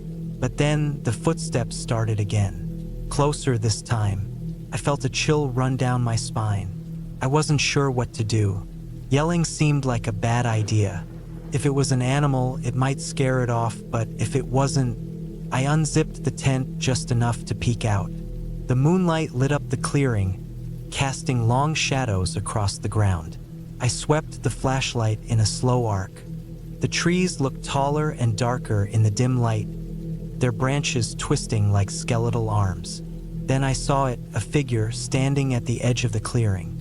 They weren't moving, just standing there, barely visible in the shadows. My pulse skyrocketed. I couldn't make out their face, just the outline of a person, tall and still. "Hello!" I called out, my voice cracking. No response. I felt my stomach tighten. Every instinct in my body screamed at me to stay quiet, to stay hidden, but I couldn't just sit there. I had to know who or what was out there. I stepped out of the tent, flashlight in one hand, my knife in the other. The air was cold against my skin, and I could hear my own breathing, fast and shallow. I walked slowly toward the figure, keeping the light trained on them. "Who are you?" I said, louder this time. They turned and walked away. No hurry, no panic, just turned and disappeared into the trees. I stood there for a few seconds, trying to process what just happened. My hands were shaking. My heart felt like it was going to explode. I wanted to chase after them, but something told me not to. Something about the way they moved, the way they didn't even glance back, it wasn't right. I backed away slowly, keeping the light on the trees. I didn't turn my back until I was inside the tent with the zipper closed. My mind was racing, trying to make sense of it. Who the hell was that? Why were they just standing there? I didn't sleep the rest of the night. Every sound made me jump. Every rustle of leaves, every crack of a branch. It all felt like footsteps. I kept the knife in my hand, ready for whatever came next. But nothing happened. When the first light of dawn broke through the trees, I packed up as fast as I could. I didn't even eat breakfast. I just stuffed everything into my bag and started back down the trail. The hike back felt longer than it should have. Every step, I glanced over my shoulder, expecting to see that figure again. But the trail was empty. When I finally reached the car, I threw my gear in the back and locked the doors. My hands were still shaking as I started the engine. I didn't feel safe until I was miles away from the trailhead, back on the main road. I haven't been camping since. I don't know who or what I saw that night, but sometimes when I'm lying in bed, I think about it. I can still see the outline of that figure, standing at the edge of the clearing, watching. And I wonder if they're still out there, waiting for someone else to wander off the trail.